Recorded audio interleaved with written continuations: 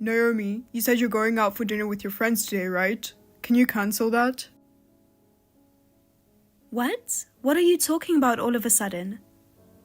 I can't just cancel my plans. Well, my mom said that since we're engaged, we should prioritize spending more time together. I understand that, but I've had this dinner planned with my friends for a long time. I can't just change it at the last minute. I'd like you to take what my mom said more seriously. Don't you think you're lacking awareness as my fiancé? If you keep prioritizing your friends even though we're engaged, have you thought about what people might think?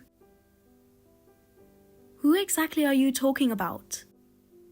I don't think anyone cares about something like that. Relatives, co-workers, and even my mom. They might think you don't care about your family, you know?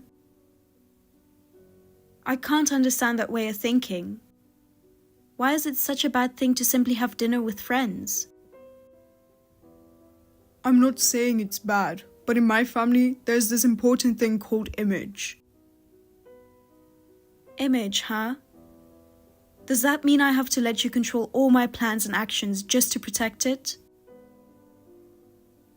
It's not about control. We're engaged, so we should be compromising with each other. If compromise is what you're asking for, then start by discussing things with me. Being told to cancel without any prior discussion feels more like a command. But if my mom says this is the right thing to do, isn't it safe to trust her judgment? So, does that mean your mom decides everything for us? We should at least consider her opinion. She's experienced, and I don't think trusting her would hurt. Even if she's experienced, that doesn't justify dictating my actions or lifestyle. So you're saying we should just ignore what my mom says? I can't accept that. It's not about accepting or rejecting. I just want my own thoughts and decisions to be respected too. Isn't that what being engaged is about? Fine. But I really don't want to disappoint my mom. Why is your mom's opinion so important to you? We're the ones getting married, aren't we? Yeah, but you can't just ignore the opinions of family. My mom is saying this because she genuinely wants us to be happy. If she truly cares about my happiness, then I think she should start by listening to me. So you're really not going to cancel your plans with your friends? Of course not. I'm not going to change plans I made myself so easily. Alright, I get it. Naomi, how did things go on your end? Over here, I've already informed the manager and team leader about it. Oh, Isaac. I told them too. They were pretty surprised, but their reactions were hilarious. And did you make sure to tell them that we work for the same company? Of course I did. They were shocked, but also super curious. They laughed and said, "What are the chances of that happening?" Right? We were just as surprised when we first found out too. I mean, how did we not notice, even though we work at the same company? Well, our departments, the building we work in, and even our tasks are completely different. True. But who knows, maybe we'll run into each other at work someday. Should I start hoping for a random coincidence? No, I don't think I'll ever have a reason to visit your workplace. I'm in the security department. I'm stuck with PC work all day and never go out. I see. Well, I occasionally visit other buildings though. I doubt I'll have a reason to go to your department, but still. If you do, send me a message on WhatsApp. If the timing's right, we could grab lunch together at the cafeteria or something. True, right? Each building's cafeteria probably has a different vibe, so it sounds kind of fun to check out. Our cafeteria, though, it's got zero style. Feels like an old school diner. The food's not bad, but still. Oh, really? The cafeteria in my building was renovated 2 years ago, and now it looks super trendy, like a cafe. They even have a wide menu, and desserts too. What? No way. That's so nice. Our building is old, and the cafeteria has this dim, outdated vibe. It's like stepping into the 70s or something. I know exactly what you mean. Oh, and I heard that the department heads are pretty close. Apparently, they even go fishing together sometimes. Back when they first joined, they were both in sales, I heard. Now they're in totally different departments, though. Yeah, and my department head said he'd come to our wedding. Mine's coming too.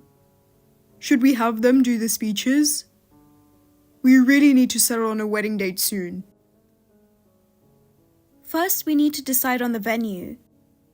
What venue do you think would be a good choice? There are so many options, it's hard to choose. Before that, shouldn't we pick the date of the marriage registration? I think Christmas would be perfect. Christmas is nice, but I feel like it'd be a waste if it overlaps with a big event like that. A waste? What do you mean? I mean, Christmas is Christmas, and a wedding anniversary is a wedding anniversary. Wouldn't it be nice to celebrate each one separately? Oh, come on. Wouldn't it be fine to combine them? If we go with Christmas, there's no way I'd forget our anniversary. Well, I wouldn't forget our anniversary no matter what day we choose. Even if we can't celebrate it every year, I'd like to enjoy anniversaries and events together as much as possible. It keeps things fresh, you know? Oh, but wait.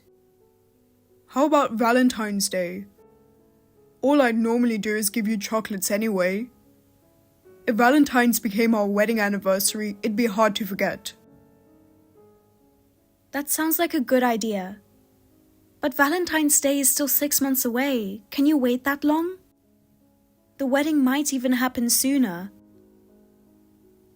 I'm totally fine with that. We can always register the marriage after the wedding, right? There's no set order, so it should be fine. Although our parents might have something to say about it. I don't think my parents would mind. They're pretty laid-back people. Really? Even your mom? Yeah, she's not the type to interfere much. She'll probably just tell us to do whatever we want. Are you sure?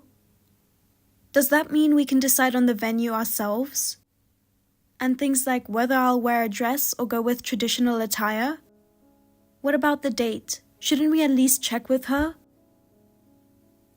It's fine, seriously. My mom isn't the kind of person who gets caught up in details like that. She's more of a do whatever makes you happy kind of person. So I think we can take it easy. Really? But you know, with things like this, you never really know until they actually happen. Wait, did you think my mom was the nagging type? I'd be pretty upset if you had that impression. No, not at all. I just got a little worried after hearing some stories from friends who've already gotten married. Some of them had huge fights with their mothers-in-law over wedding plans. Hearing stuff like that makes me a bit nervous. Ah, the classic mother-in-law and daughter-in-law drama. But honestly, you don't need to worry about that with my family. My mom is super kind and really supportive of us. You're right. Hearing you say that makes me feel a lot better. Alright, let's go with Valentine's Day for the marriage registration. It feels special and I think it's a great idea. Yes. Valentine's Day it is for the big date. There's no way I'll ever forget this anniversary now. But next, we need to figure out the venue. If we don't decide soon, all the good ones might get booked up. What kind of wedding do you want to have? Just thinking about it is getting me so excited. Hey, Naomi. There's something I've been wondering about for a while. Isaac, what's up? Yeah, so when are you planning to quit your job? I mean, it seems like you're still working. Are you planning to keep working until the end of the year or something? What are you talking about? You're bringing this up so suddenly, I don't even know what you mean. Well, you're going to quit eventually, right? I mean, it's just normal to prioritize the home once you're married. Isn't that how it usually works? Wait, hold on. What do you mean by that? Why are you saying it like it's just a given? I never said anything about quitting my job. In fact, I've been planning to keep working. But isn't it normal to quit once you're married? What exactly are you basing this normal on? Sounds more like an outdated way of thinking to me. Women are supposed to become housewives when they get married, right? I mean, my mom said she quit her job when she got married. That was your mom's choice, wasn't it? Just because she did doesn't mean I have to follow the same path. I want to keep building my career now and in the future. Wait, you're planning to keep working even after getting married? Honestly, I don't really get that. Why not just become a housewife? Even my mom asked if you'd hang up your work shoes after getting married. She wanted to know when, and I didn't even know how to respond. Wait a second. Why is this conversation happening behind my back? I've never been consulted about this, not even once. I've always planned for us to be a dual-income household, and I can't accept that being dismissed without my input. Dual income? Isn't that kind of pointless? With our combined income, we'd be fine even if you didn't work. Wouldn't it be more efficient to prioritize the household? Then why don't you quit your job and take care of the household? Nowadays, there are more and more stay-at-home husbands. No way! A man staying home and doing housework? That's so lame. People would totally make fun of me for that. That's rude. You owe an apology to all the stay-at-home spouses out there. You're clearly looking down at stay-at-home wives yourself. Yet you're saying it's fine if I become one? Women are allowed to be stay-at-home spouses. Men aren't. That makes no sense. It's just the way it is. So, just because I'm a woman, I have to quit my job? Not every woman becomes a housewife after getting married, you know? Besides, I love my job. I'm working on some major projects right now, and I can't just up and leave. There are plenty of people who can replace you. What's that supposed to mean? I mean, everyone assumes women quit their jobs after marriage. Even your boss is probably expecting it. The moment you announced your engagement, they were likely preparing for your resignation. They probably already have someone lined up. Like one of your junior colleagues. Sure, someone else can do the job. But you don't know if they can achieve the same results I've been delivering. You're so full of yourself. When have I ever been full of myself? If I did it, the results would be the same. Actually, it might turn out better if you weren't involved. You're just getting cocky because you've had a little success. Cocky? Me? How? Thinking the job won't function without you, that's how. And wanting to achieve results at work, is that such a bad thing? I have just as much ambition as anyone else, you know. Don't you get that there's a difference in income between men and women? Even if it's equal now, that gap is only going to grow over time. What? In the long run, it's better for me to keep working. Women may achieve success, but there's a limit. Are you saying women can't succeed? Are you trying to pick a fight? Just look at the higher-ups at our company. They're all men. It's obvious, isn't it? There's no way a woman like you can keep climbing the ladder. Face reality. Hey, I'm saying this for your sake, you know? How is this for my sake? Women need to have kids and raise them while they're still young. If you wait too long, pregnancy and parenting get a lot harder. I don't want you to regret it later. I'll regret it more if I quit my job now. Why should only women have to make sacrifices? In this day and age of gender equality, saying something like that is ridiculous. I can't accept it. Naomi, don't be so selfish. Selfish? The one being selfish here is you. I don't want to talk about this anymore. I'm going back to work. Hey, Isaac. What the hell is going on? What do you think you're doing behind my back? Oh, Naomi. You seem upset. What's wrong? I heard from my boss. You came to my department earlier, didn't you? Yeah, I did. We're getting married, right? So it's only natural that you'd quit your job. Oh, and I've decided on a new home.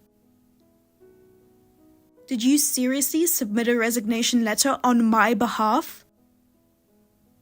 Yeah, I decided that with my mom.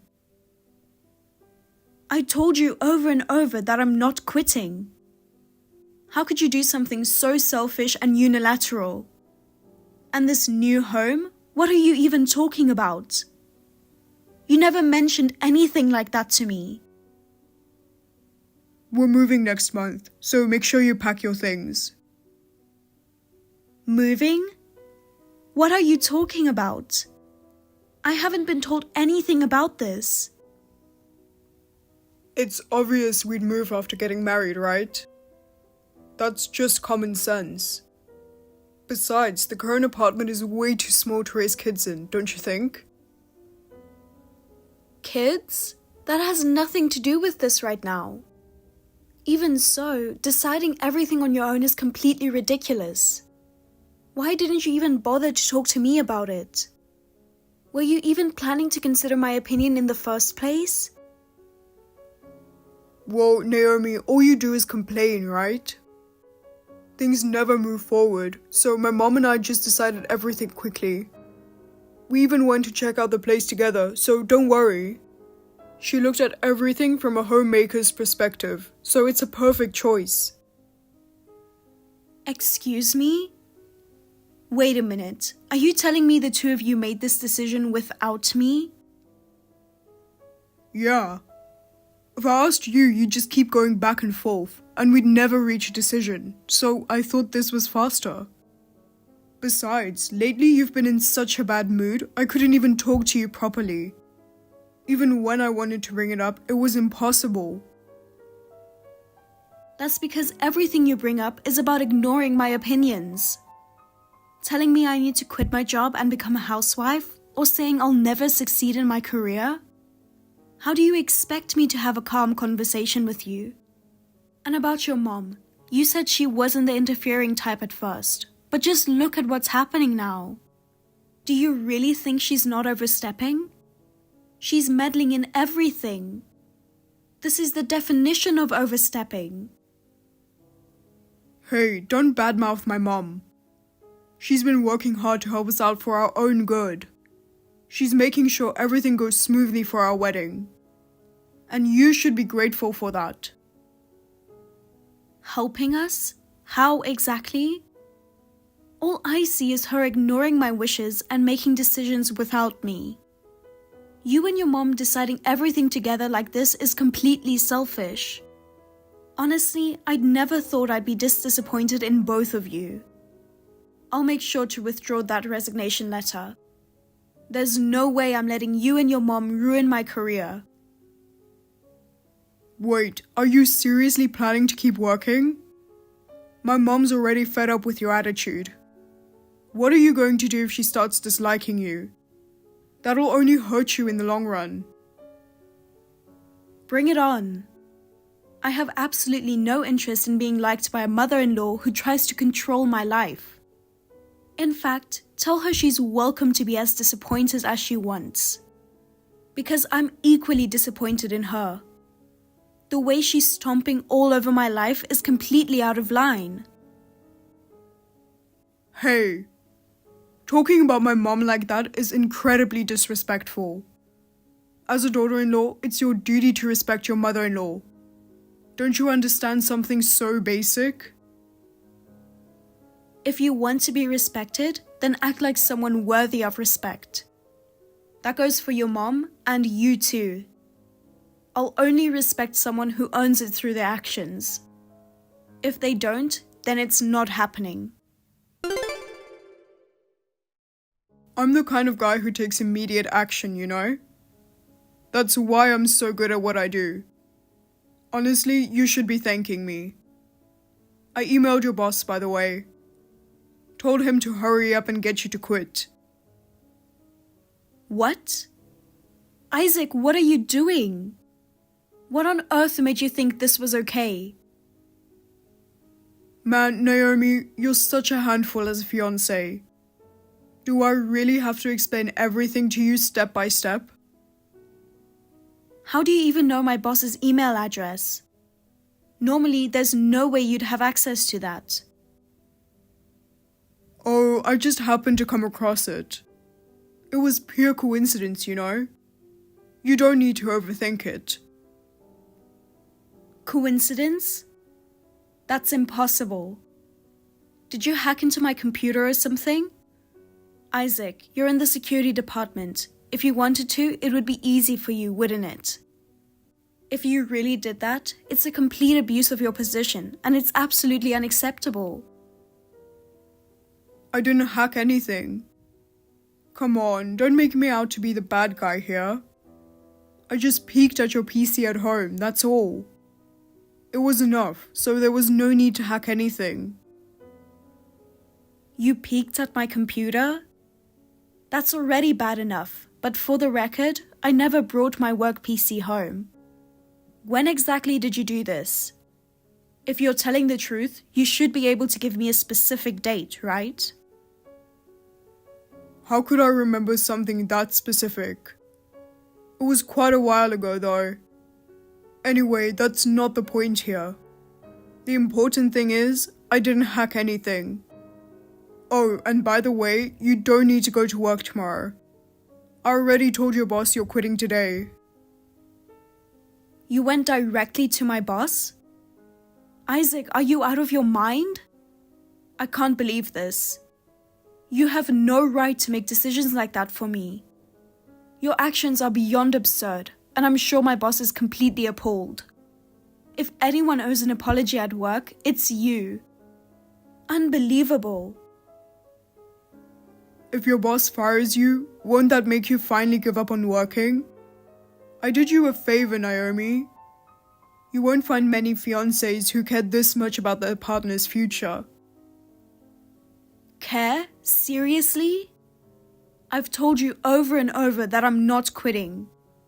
What gives you the authority to do something like this? Who do you think you are? I'm your future husband, that's who. Not anymore. This engagement is over. What? What are you talking about? You've done whatever you wanted without any regard for me. I've lost all desire to marry you. I've also seen the true colors of you and your mom. Didn't you love me? I've been over it for a long time. Isaac, I thought I'd be kind enough to share some breaking news with you. Huh? What's that? I figured it's better for you to know sooner rather than later. You might be getting fired. The incident from the other day has turned into a massive problem at the company. Every single thing you've done has piled up. And now it seems like there's no way for you to talk your way out of it. What? There's no way something like that could happen. You're talking about the resignation letter thing, right? There's no way I'd get fired over something like that. I mean, all I did was have a little chat with your boss. It's ridiculous that it's blown up into this. Sure, that was bad, but that's not the biggest issue. The real problem is that you hacked into my PC. I told you I didn't hack anything. All I did was take a peek. I only saw your boss's email address by glancing at your computer, remember? Peeked? You shouldn't even have had the opportunity to do that. So how do you explain it? Something's not adding up. That's why I thought something was off and reported you to my boss. That's what started all of this. My boss contacted your superior and now there's a detailed investigation. It seems like the whole company is involved. Wait. Hold on a second. I didn't think it would escalate to this level. Well, they found traces of hacking from your work PC to mine. This isn't just some petty issue or misunderstanding. It's a serious breach of professional conduct. My computer contains client lists and highly sensitive files. Do you even realize what could happen if that data were leaked? If there had been any breach, it could have damaged the reputation of the entire company. Do you understand the gravity of what you've done? I didn't leak anything to anyone. I just wanted to know more about you, Naomi, that's all. I wasn't trying to do anything malicious. I was just curious what you were up to, that's it. So you admit it, you did snoop. Why don't you just be honest about your motives? What did you want? Was it because you didn't trust me? Or were you just invading my privacy out of sheer curiosity? My mom told me to do it. She said I should thoroughly check out my fiancé before getting married. She wanted me to make sure you weren't cheating or anything. She's overly cautious, so I did it just in case. Ridiculous. The fact that you actually listened to that and acted on it shows how absurd you are. Do you even realize how foolish it is to destroy the trust of your fiancé like this? I'm sorry. But you've been going out with your boss for drinks pretty often, and I started to feel uneasy. It just made me want to check. It wasn't that I thought you were cheating. I was just worried, that's all. Are you serious? It's completely normal to go out for drinks with your boss or coworkers. What's the big deal? The fact that you crossed the line into breaching company policies just to investigate is unacceptable. Do you even understand how serious what you did is? I'm really truly sorry. I don't even know what to say anymore. I regret everything. If you went so far as to investigate me, then why didn't you also check how I'm evaluated within the company? What? What do you mean by that? I don't mean to brag, but I'm considered a top-performing employee. I was the one who led a major project that saved the company's future. And recently, the company has started to recognize the lack of women in management positions. I'm actually being considered as the first female manager candidate. Wait, seriously? I had no idea. Well, it's not really any of your business, is it? After all, you're about to lose your job, and soon we'll be strangers. Wait. Please, Naomi, I'm begging you. I'm so sorry for everything I've done. I completely lost my way. Please don't call off the engagement. I'm sincerely apologizing. Please, find it in your heart to forgive me.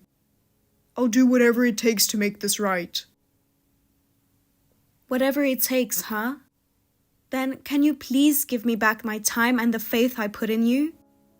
I'm so glad I didn't rush into marriage with you. Finding out your true colors before getting married was a blessing. But please, don't involve yourself in my life anymore. Well then, Isaac, goodbye.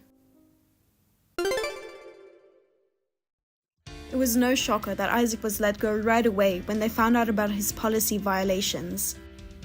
At first, he protested loudly, claiming it was a misunderstanding. But when the company presented concrete evidence, he was left speechless.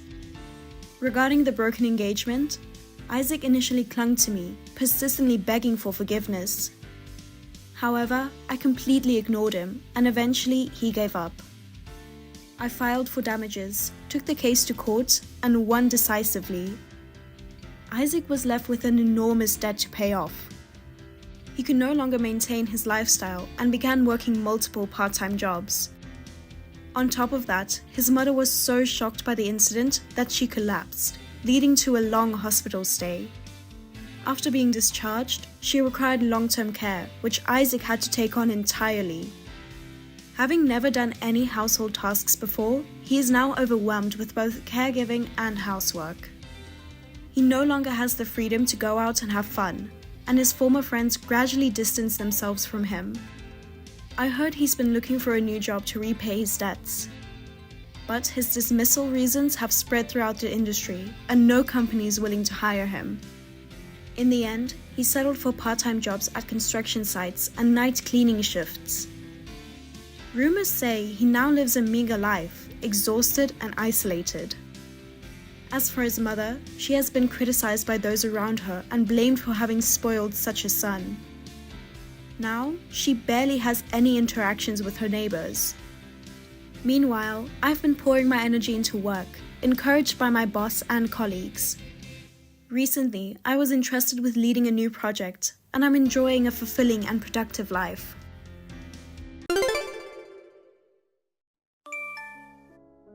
Hey sis, how old are you now? Dolly? I thought I hadn't heard from you in a while. What is it? Just tell me, how old are you? I'm 45. Oh, that's right. Oh, thank God. It's not like I've lost my mind or gone back in time. What do you mean? Sis, you're getting married. Mom told me. Oh my God. Mom told you? Yes, we're getting married in 3 months. My fiancé and I went to our parents' house yesterday to tell them. This is so big. Why aren't you inviting me? On the contrary, why do you think I would invite you? The family has severed all ties with you. That's just a front for Dad. Mom still calls me family. We keep in touch. Oh, really? I mean, that's not important right now. I heard that your fiancé is a young, handsome, 25-year-old CEO. You're a 45-year-old hag, and you're marrying a guy 20 years younger than you. I know being called an old hag is hard to hear, but yes, he's 25. That's the same age as me. Why would an ugly old hag like you, unsold merchandise, be able to marry a young, good-looking CEO? I don't get it. I mean, you're just trying to get back at me, aren't you? Pardon me? What do you mean? I'm a real daughter born from Mom and Dad, but you're only half-blood because you're the daughter of Dad and his ex-wife. You were jealous of me because I'm young, pretty, brilliant, and loved by Mom and Dad. So you whispered some lies into Daddy's ears and got me kicked out of the house. And you weren't satisfied with that. So you are going to marry a handsome CEO the same age as me, as if to show me how it's done. You have such a warped personality. I'm not trying to show off at all. I wasn't going to tell you about the marriage because you were kicked out of the house. I didn't know Mom was taking your side. She always said you're too old to be her daughter. She and you don't have a drop of blood between you. It's only natural that she'd love me, right? Oh, is that so? I didn't know she thought that. Well, when we get married, we'll build our own house near his office and move. And I'll be away from your mother, so I don't care. Why are you acting so smug? That's the kind of thing that has always pissed me off. If you're going to do this, there are things I can do as well. Sis, only 1 month left until the wedding. I have an unfortunate announcement for you. What is it? Ha ha ha! I'm in a soft and loving relationship with my sister's fiancé. Huh? He's 25 years old, the president of the company, Shane Greenwood. He's in a hotel with me right now. To be frank, I don't want to be disturbed by an older, haggard sister who is trying to get her hands on the goods. I heard that you work for Shane's company. I don't know how you got promoted, being an incompetent old hag. I'm amazed that you seduced the president of the company and got engaged to him. But I'm not going to let you get away with that. From now on, if I want to, I can tell Shane to fire my sister. If you think you can fight me just because you're the manager, you're gravely mistaken. What are you talking about? If it is my fiancé, he's with me right now. Who's Shane Greenwood? What? Are you trying to deceive me by pretending you don't know him? That's the kind of tactic you've been using to win Shane over, isn't it? But that kind of strategy won't work on me.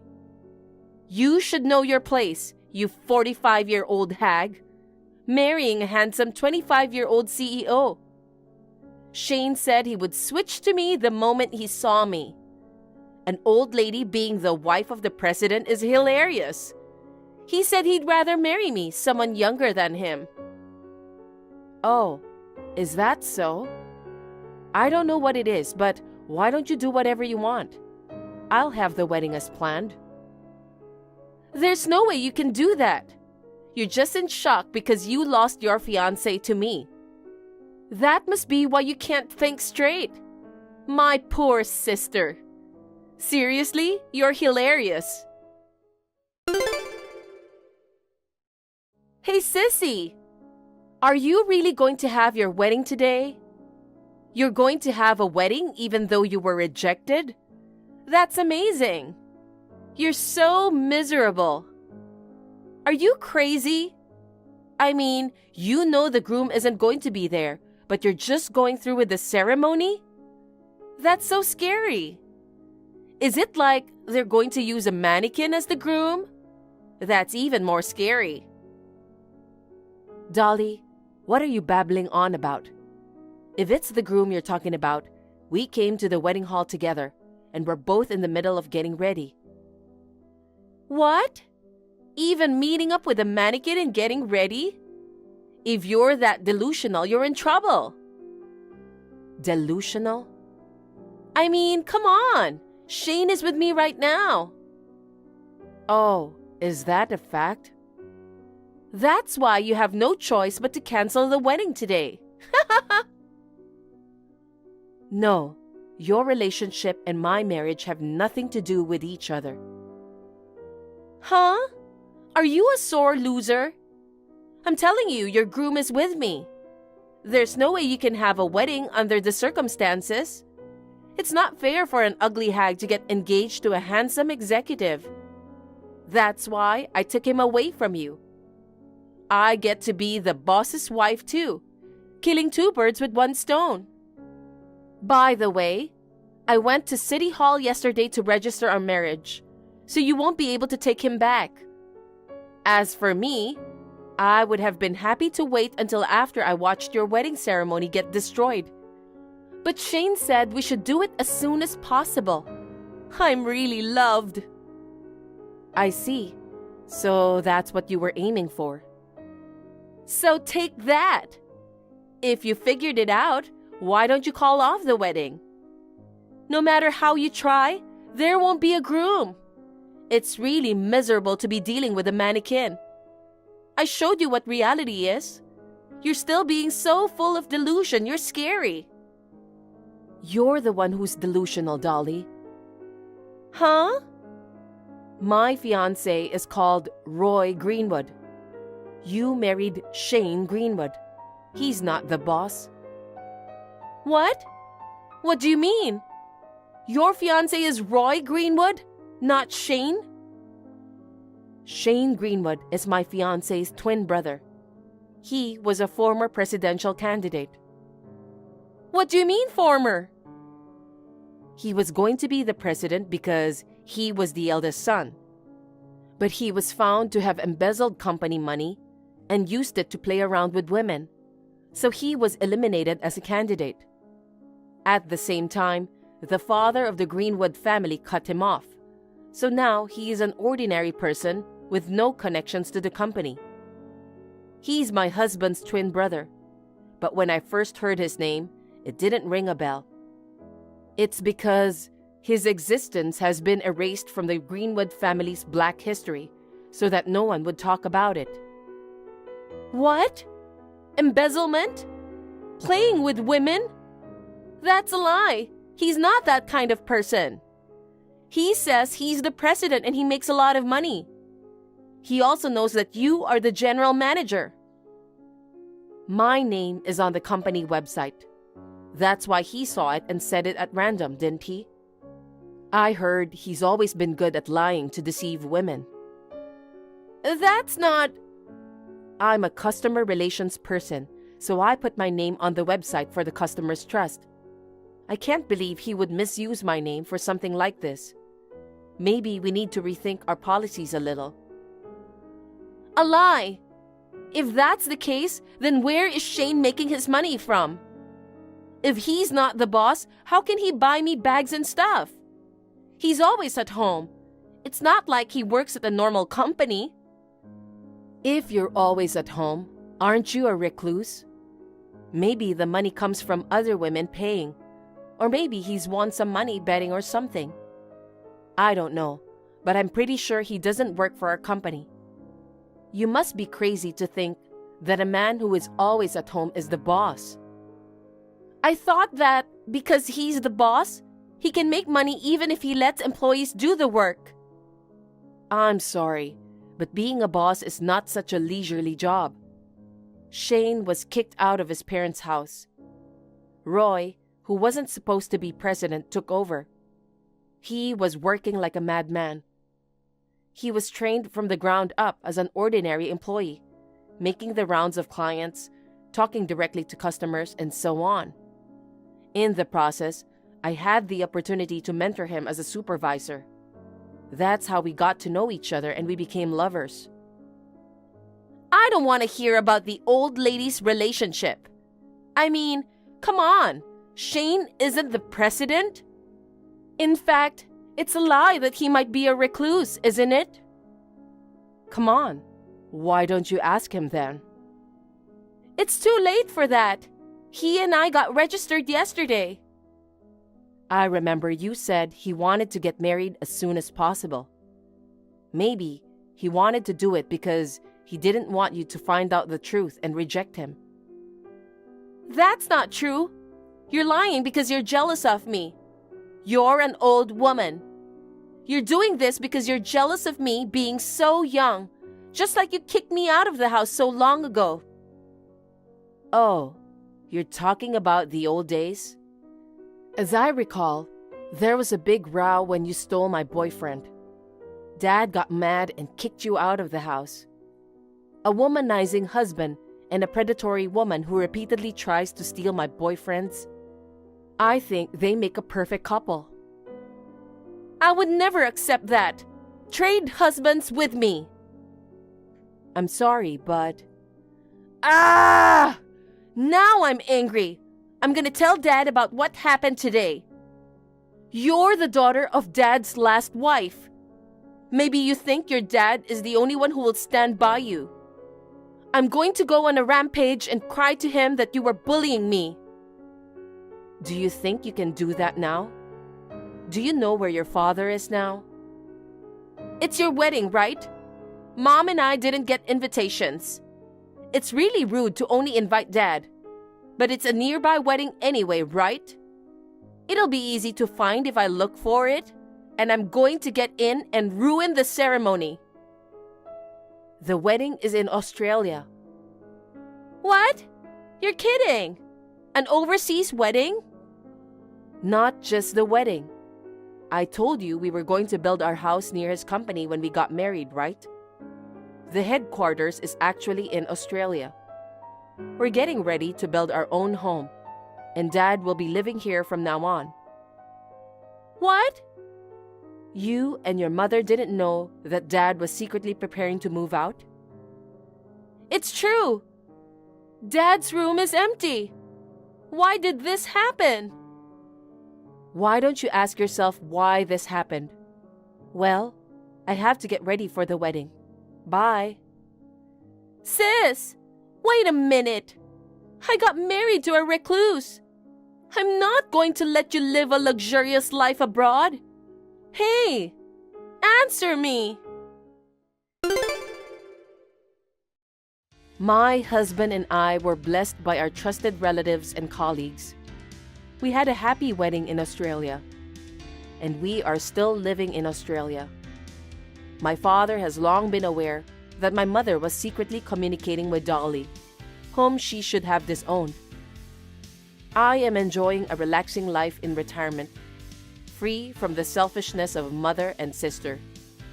Shane has been a recluse ever since he was kicked out of his parents' house and has been living off his women. He had 3 other women in addition to Dolly. Dolly wanted to divorce him, but Shane threatened her, and she had no choice but to stay married to him. Furthermore, Dolly was also asked by her mother to help her financially. It seems that her face and personality have become distorted due to stress and anger from all sides. Even though she is still in her late 20s, she has become old, looking like she is in her 40s. Kim, you're going to have a baby soon. Are you feeling okay? Don't overdo it. Take care of yourself. Thank you, Jake. I'm fine. I'm feeling great. Well, I'm glad to hear that. I'm sorry I can't be there for you every day, but even though we're not together, I think about you every day and worry about you. If there's anything you want me to do, please don't hesitate to ask. I'll be there for the birth, I promise. Thank you. That's reassuring. It's okay if you can't be here every day. You have a job. Right, I'm really sorry. I'll try to be by your side all the time soon. I'm glad. Your words are encouraging. It's only natural. I'm going to be a daddy. I can't wait to see our child's face. I want my unborn child to be with his or her daddy all the time, you know. With such a kind daddy, the baby and I will feel safe. I'm really happy that you are the daddy. I'm so happy that we get to be a daddy and mommy together too. The baby is connected to both of us by blood. It'll be the fruit of our love. I promise I'll always be by your side. That's right. Having my own child is the best thing that's ever happened to me. I can't believe we're going to have a baby. How long have we been together? Well, almost 2 years. I can't believe it's been that long already. I've had so much fun with you. It really flew by. I still remember how we met. I always think about how we met too. The day you and I met. I realized that fate is really like that. It's true. The reunion was actually a bit of a pain in the butt for me. But I was good friends with the organizers, so I couldn't not attend. I never thought I would meet you there, you who had become such a wonderful woman. In the past, I didn't notice you, but I was a fool at the time. If I had realized it earlier, we could have spent more time together. Even now, I still think about it. But I think it's because we met again that we are together now. I was a bit depressed about going to the reunion too because I was stressed out about being single, but I'm glad I went. Me too. It was hard for me to meet the woman of my dreams. I thought I'd stay single forever. I never thought you'd stay single. You were always so cool. You never thought about getting married? I didn't meet anyone I wanted to marry, but that was so I could meet you, wasn't it? Yeah, I'm happy. I'm really happy that you chose me. Oh, so what should we do about the registration? Oh, sorry for making you worry about that. I know I've told you a little bit about this before, but we're almost done with the project. When I'm done, I'll have more time. And then we'll go to the city office together. I already got the marriage certificate. Don't worry. We'll be officially married soon. Really? I'm so glad you have the marriage certificate ready. I'll be done with the project before the baby is born. Thank you, Jake. Jake, I love you. I love you too. Anyway, I'll definitely stay by your side for a month after the birth. What? Can you do that? Don't push yourself too hard. I'll be fine. I have extra paid vacation. Plus, I might be able to get maternity leave. I'm just finishing up a project. I can take a longer vacation with my project leave. Oh yeah, that's great. I'll do whatever it takes for you and the baby. I've been too busy with work and haven't been able to be with you, but from now on, I will be there for you. I believe you. Well, I have a meeting, so I'll be in touch later. I'm really looking forward to the birth. I have to put in some work. Okay, I'm looking forward to it too. But don't push yourself too hard, okay? Thanks for working so hard. My name is Manna, and not Kim. This is a huge misdirected message sent to me by my husband, Jake. My husband was communicating with me without realizing he had sent the message to me. This is like a confession of infidelity. I was impersonating his girlfriend and getting all sorts of information from him.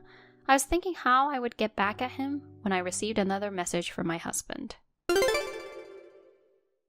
I'll be home in 5 minutes. What's for dinner tonight? Oh, you're done already? You're early. Early? Isn't it always about this time? Yes, it is, but I thought you weren't coming back yet. I haven't made dinner yet. Why not? I didn't say I'd be late. Because you said you had a meeting a few minutes ago. What are you talking about? There was never a meeting. Did I send message saying that? Why don't you check your history? Huh? Did you see it? You said yourself that the meeting was coming up soon, didn't you? Well, that doesn't matter. So your soon-to-be wife is going to have a baby. Congratulations. No, this is a misunderstanding. How is it a misunderstanding? It's a massive blunder, isn't it? No, it's not. I was talking about a friend's childbirth. It says clearly that it's your own child by blood. The fruit of your love. And you think you can get away with it? And what's with a long vacation after the project is over? Well, I was thinking of taking a vacation. You're not on vacation or anything. You're unemployed because you were laid off. So I was thinking of taking some time off until I start looking for a new job. You've been unemployed for 3 months already, and even now it's like a vacation. You say you're going to work in a better place and for a better salary than before, but you haven't been able to get another job at all. And you're acting all cool, talking about how your project is in the final stages and how you have meetings. I can't help it.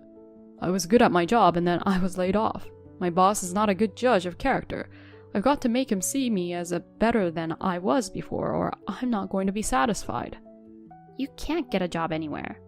How can you be carefree and have an affair when you've been unemployed and are trying to make ends meet? No, being laid off has nothing to do with it. I have been so busy at work. I'd have been so stressed out.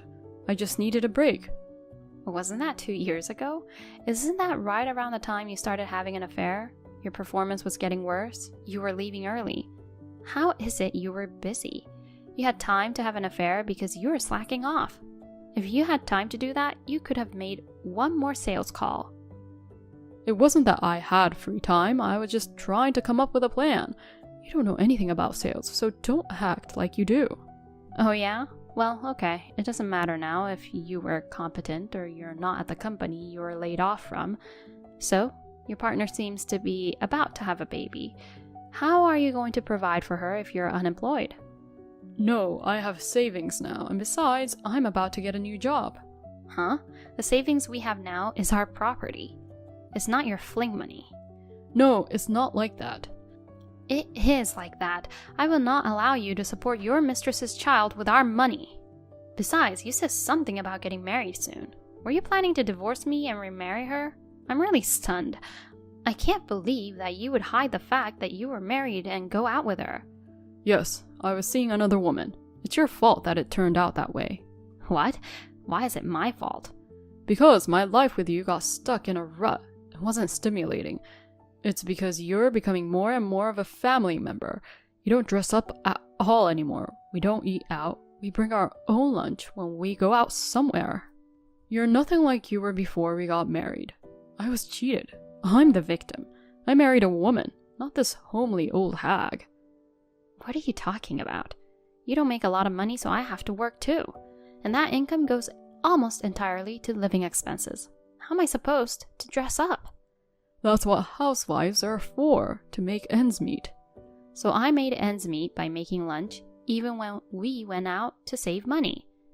I wanted to have fun with you, at least when we went out. You say you don't like the idea of becoming a family, but you got married, so it's no mistake. We are a family. It's ridiculous, a man of your age running around like teenager. Men are always going to remember their childlike heart. It's your fault for not keeping your beauty as a woman. Oh yeah, okay, that's enough. I'm divorcing you. Divorce? Of course. No, wait a minute. Sorry, it was just an impulse. You got her pregnant on a whim? That's even worse. No, that's not it. What can I say? What can I say? You just didn't have any sense of reason. Besides, you have a marriage certificate to register with your partner, don't you? Why don't you divorce an old woman like me and remarry your classmate Kim? You promised her that you would be there for her from now on. Didn't you promise her? No, that was a joke. That's even worse. That's like marriage fraud. Anyway, I don't want a divorce. I don't have a job. How am I supposed to make a living? I can't do without you. Staying married to help you live your adulterous life is out of the question, and I don't want a marriage with a cheating criminal as my husband. I won't live in an adultery life. We're going to be a proper couple again. I want to live a normal life as a normal couple. Normal life? You depend on me for that? A life where you don't earn a living, get an allowance, and leave all the chores and work to me? From now on, I'll do the housework too. You should find a job instead of housework. Well, I don't care anymore. Wait, let's just calm down and talk it over. Yes, of course I'm going to ask for alimony, you know. Alimony? You had an affair, so of course. That's no good. Alimony. I'm unemployed. There's no way I can pay you. You've been unemployed for 3 months. It's about time you got unemployment insurance. You can pay with that. But I'm going to have to raise a child. It's your responsibility, so why don't you get a new job and work hard? I mean, there's no way in hell we're going to go back to being a normal couple when you impregnated a woman you cheated on your wife with. Stop dreaming with your childish mind and get real. Kim was sick when she got pregnant, so she quit her job, but she thinks it's fine because I'm working. When in fact you're unemployed. I feel for your partner. So help me out. I can't live if I pay you alimony. At least make it a small amount. I can't afford thousands or anything. What do I care? You deserved it. Why don't you at least take some responsibility? Well then, you'll be hearing from my lawyer. I'm telling you, I'm not going to give up even 1 penny of alimony. Oh, come on. The project is in the final stages, and you were just about to finish it. Well, that's great. You're all settled. The grand project of married life. So, Jake and I got divorced. Of course, I made him pay alimony and cut off our relationship once and for all. A few months later, I was living a new life with a clean slate. Hey, Mana. How are you? Who are you? It's me. You remember me, right? So it's true that there's a "it's me" scam going around now. Scam? No, it's not. It's Jake. Oh, it wasn't a "it's me" scam. It was a marriage scammer. Oh, come on. don't call your ex-husband a scammer. I need to talk to you. I don't have anything to say to you. I got my alimony, I'm done with you. You know what? Let's start over. Huh? What are you talking about? I broke up with Kim, so let's start over again. Why? I'm busy. I don't have time for your crap. Because I'm already living a happy enough life on my own. Don't bother me. I know. You became an advisor using the same money-saving techniques you used when we were married. Yes, I did, so don't bother me anymore. With me around, I'll be the catalyst for new ideas on how to save money again. Besides, I'll be a stay-at-home husband instead of busy you, so I'm sure it'll work out. It seems to be the norm nowadays to be a stay-at-home husband. I'll help you work hard. No. You just haven't found a job yet, have you? You didn't break up with Kim either. You left her, didn't you? I didn't leave Kim.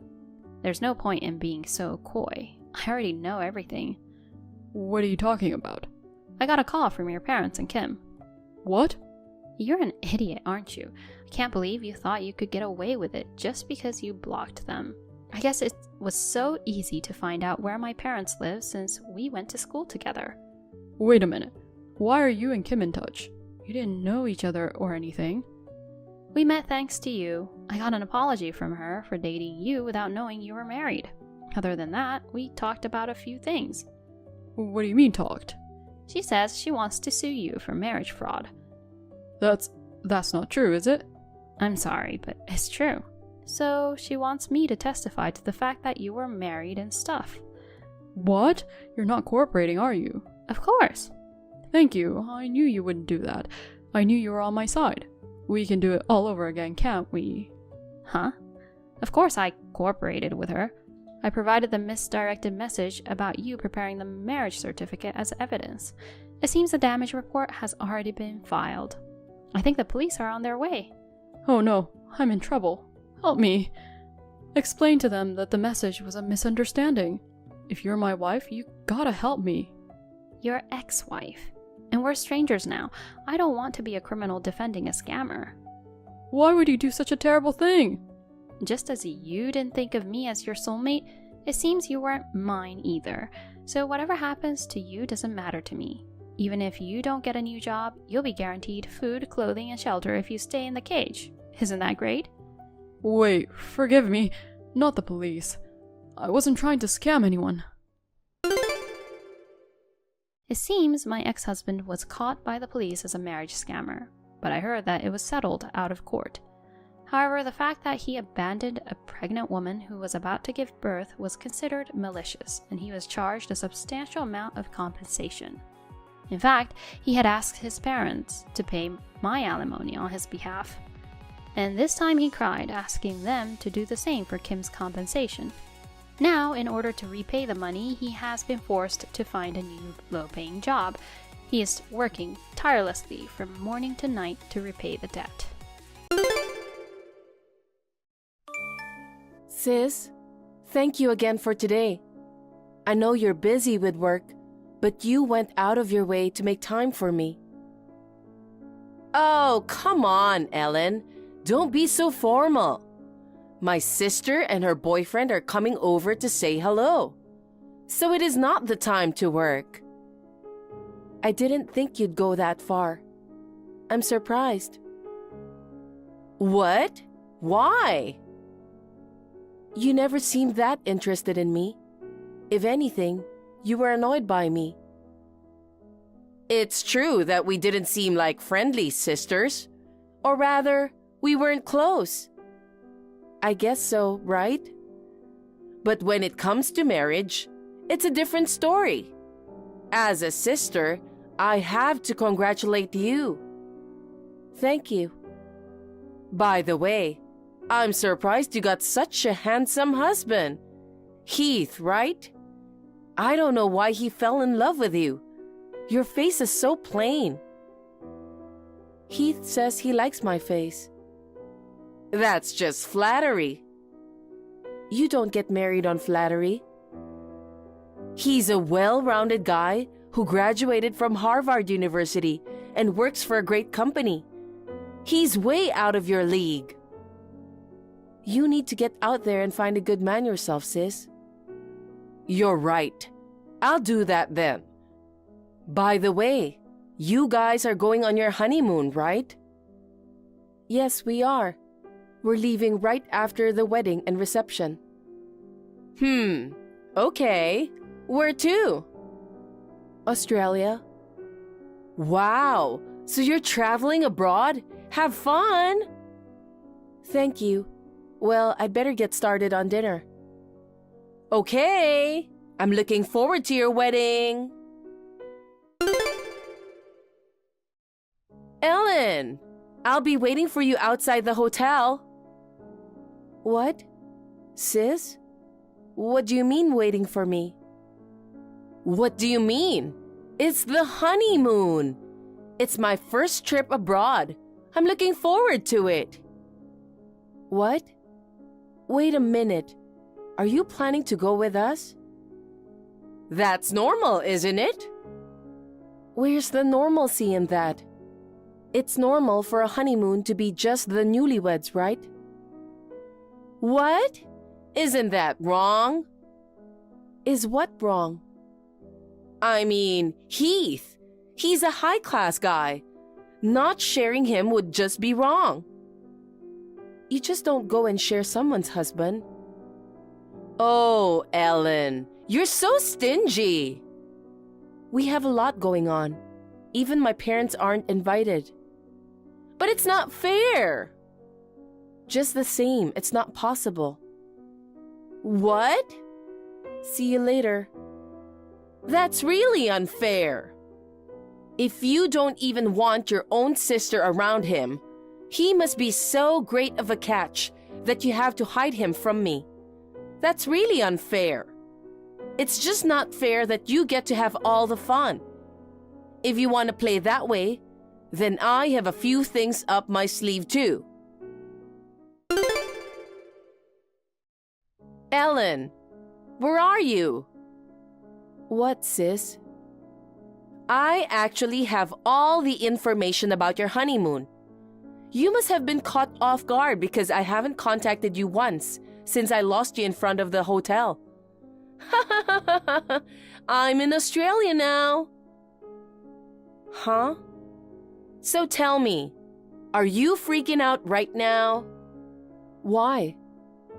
Because I hijacked your honeymoon. I got your husband. What? Heath is too good looking for you. I decided to just steal him away from you, so I went after him.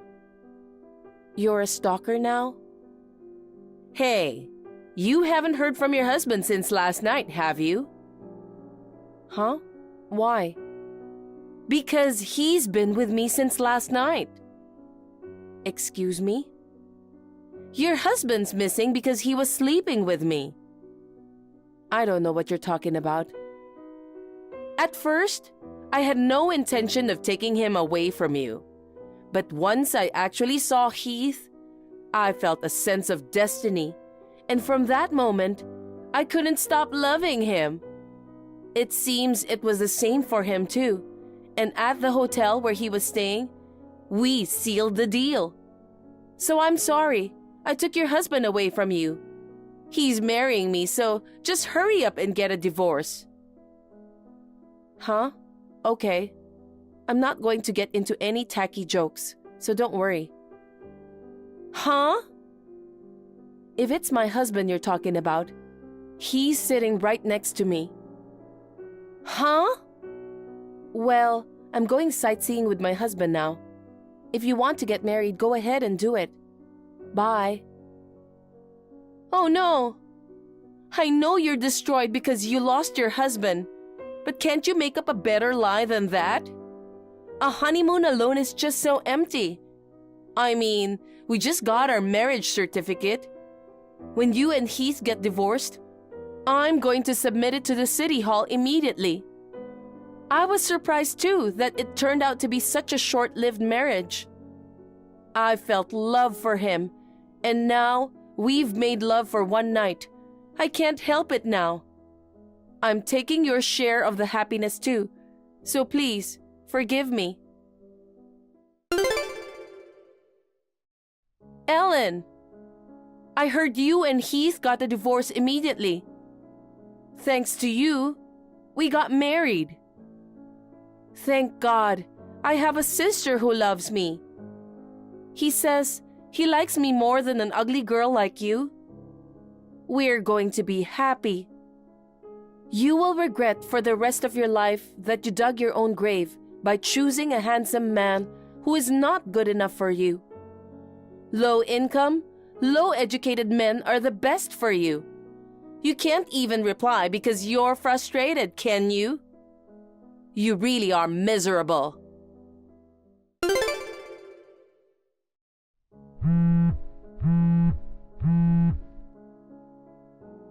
Ellen, I'm going to return him. I don't care if I have to pay compensation. Let me get the divorce. Hey, answer me. Ellen! What? What all of a sudden? I was introduced to Heath's mother and we got married. What's with that mother? She suddenly made me live with her, and she's been nothing but a wife bully.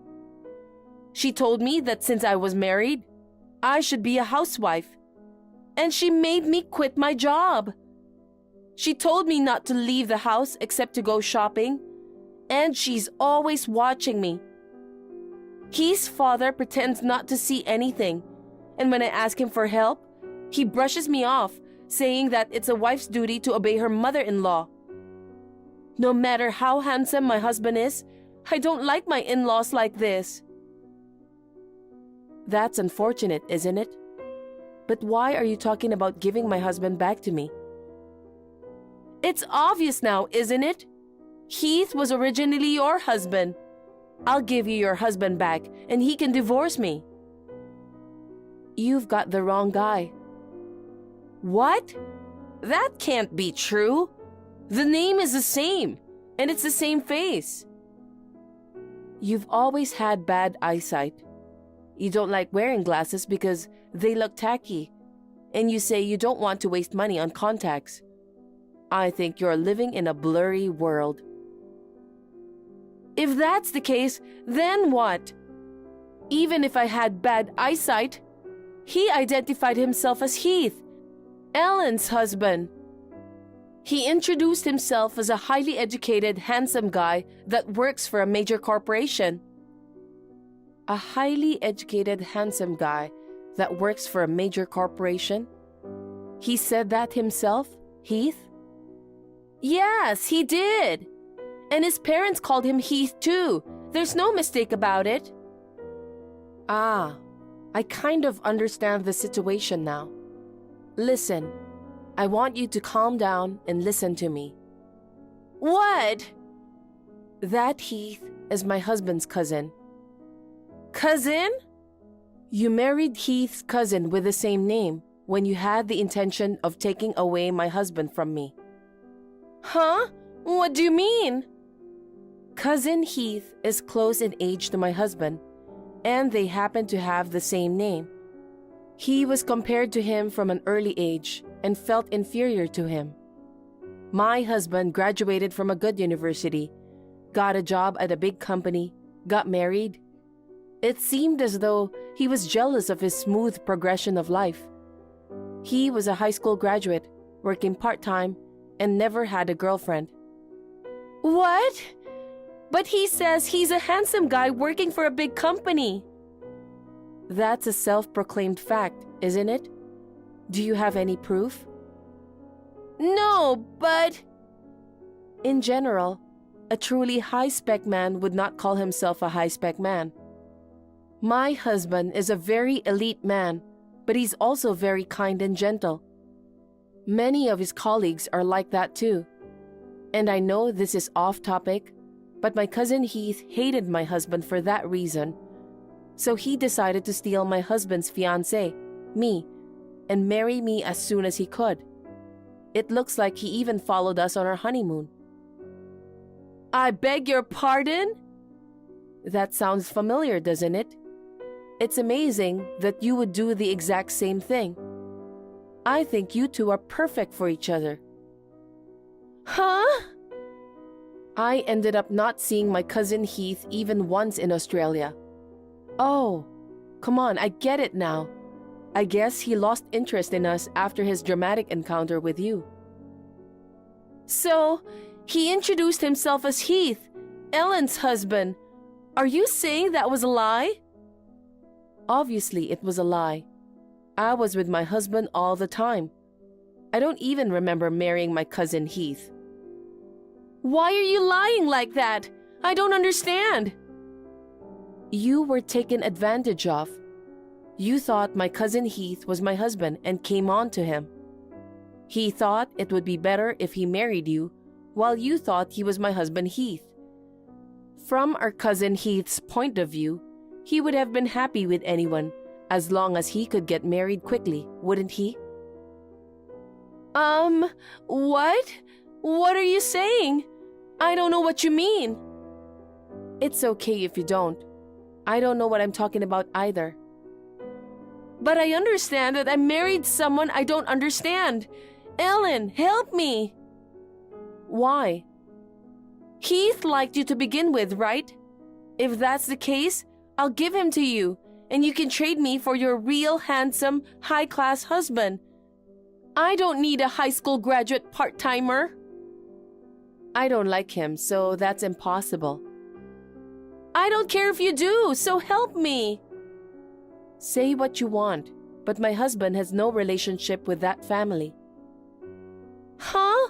Why? You experienced that yourself. With parents and a son like that, it's natural to want to cut them off, isn't it? What's that? I'm the only one getting the raw end of the deal. Where's my handsome husband? Your husband is a high school graduate that comes with a wife-bullying mother. Birds of a feather get married and live together. And I'm going to cut you out too. Huh? Why? It's obvious, isn't it? Even though it ended in an attempt, you tried to steal my husband away from me. You followed us on our honeymoon without permission. You're insane. Our parents said they're cutting you off from them too. No way! Then what am I supposed to do? I don't know. If you had any brains at all, you would have known that he was lying. Pity your stupid self. Hey, please, help me. I won't do it again. I'll never think of taking away your husband again. So please, give me one more chance. Since you don't seem to understand, I'll teach you a lesson, sis.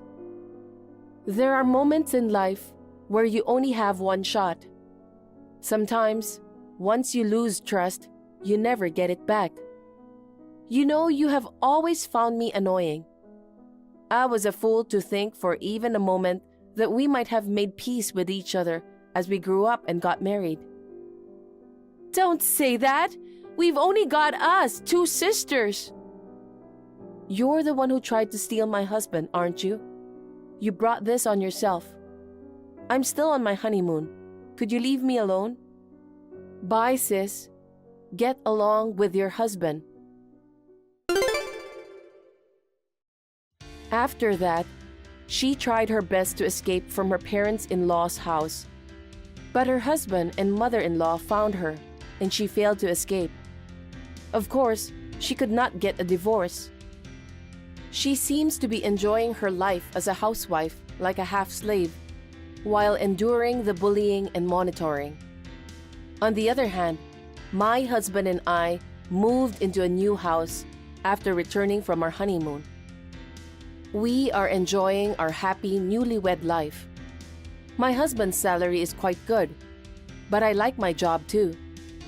I would like to continue working until we have children. Mrs. Erin Sanders, right? Your actions are obstructing official duties. Open the door right now and cooperate with the investigation. I refuse. Did you say you're Officer Hughes? Is this some new kind of scam or something?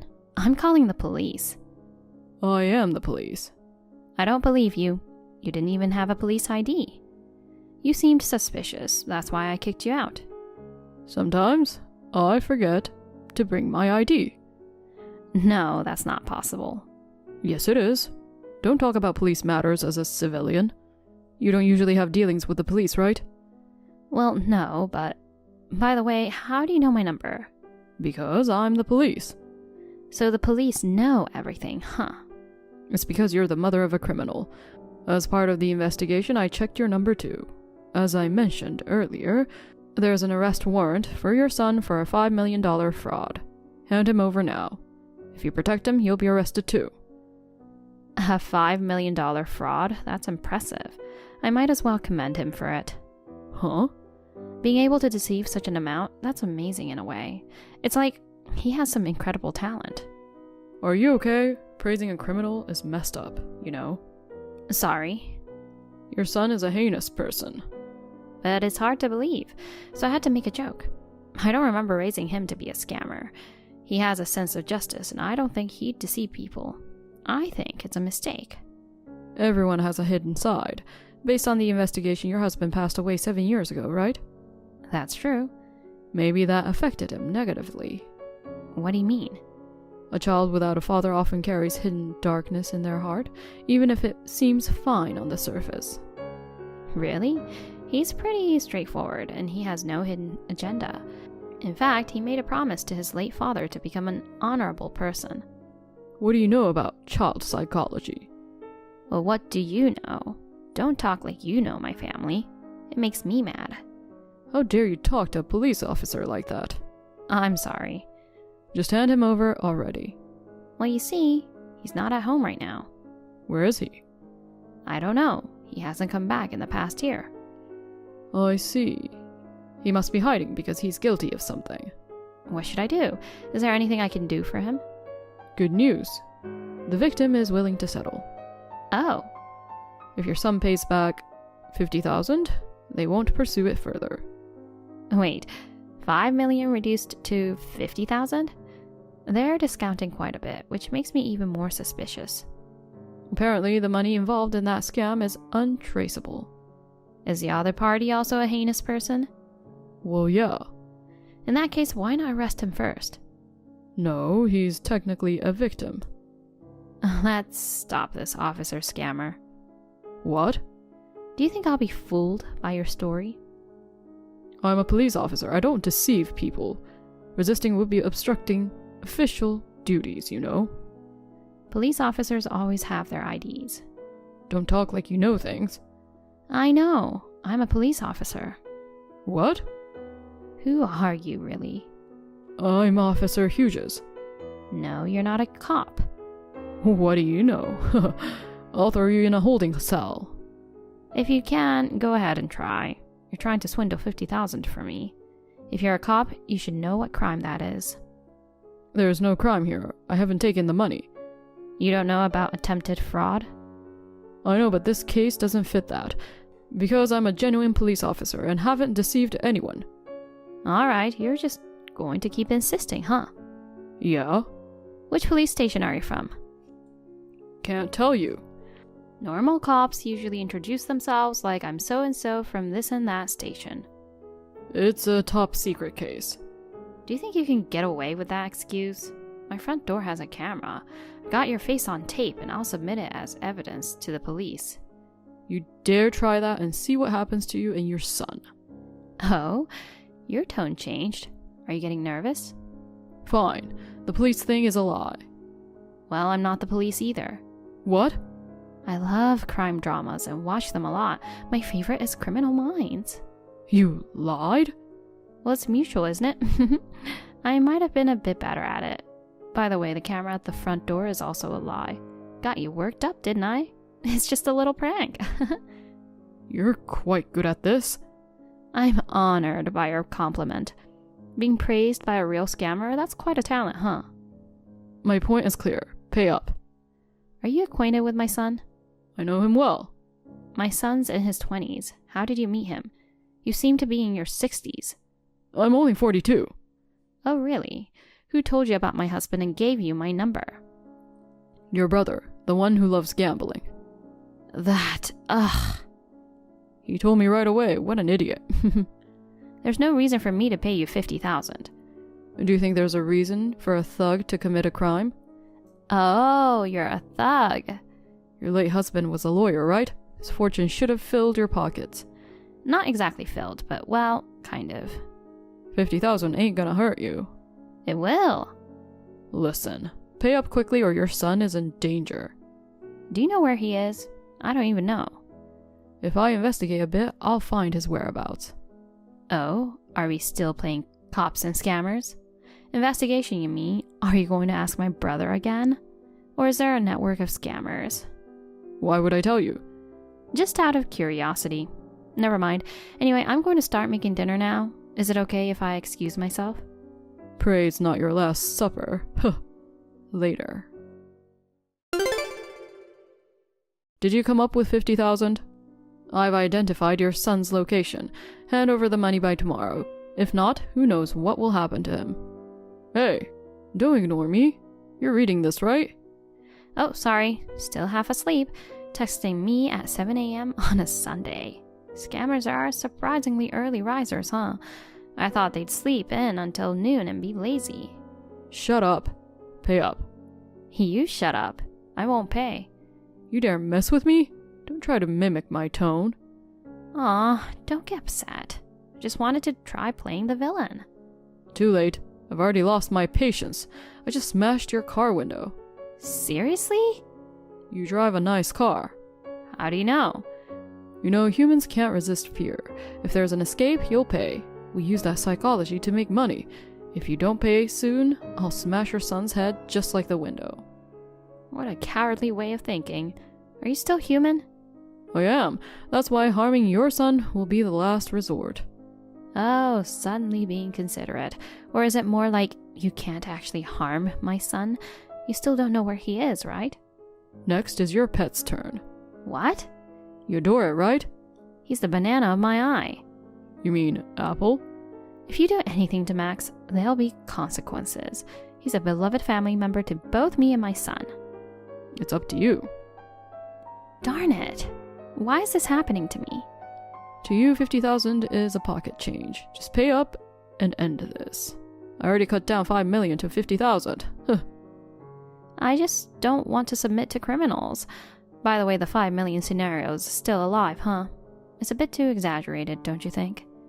After 5 million, 50,000 feels like a bargain, right? In this world, it's about using power and brains cleverly. You may not understand, coming from a sheltered background, though. Why don't you use your brain for a decent job? You seem to enjoy provoking me. Oh, can you tell? People like you who sit on high chairs looking down often need a reality check. Didn't want to do it, but oh well. What are you going to do? Max, right? I'm taking him with me. No! What do you mean? What are you going to do to him?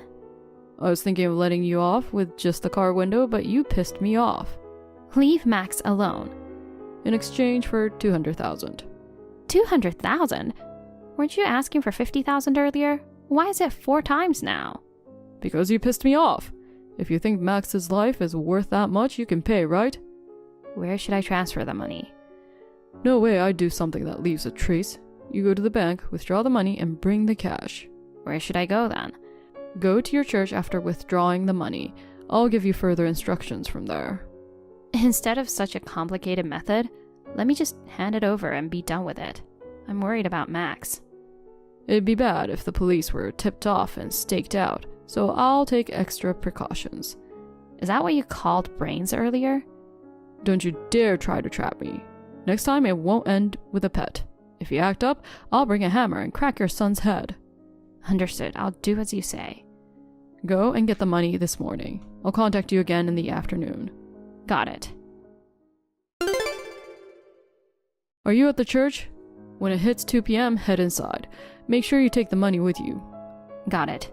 You haven't told the cops, right? I haven't. Is Max okay? That depends on your actions from now on. Haha.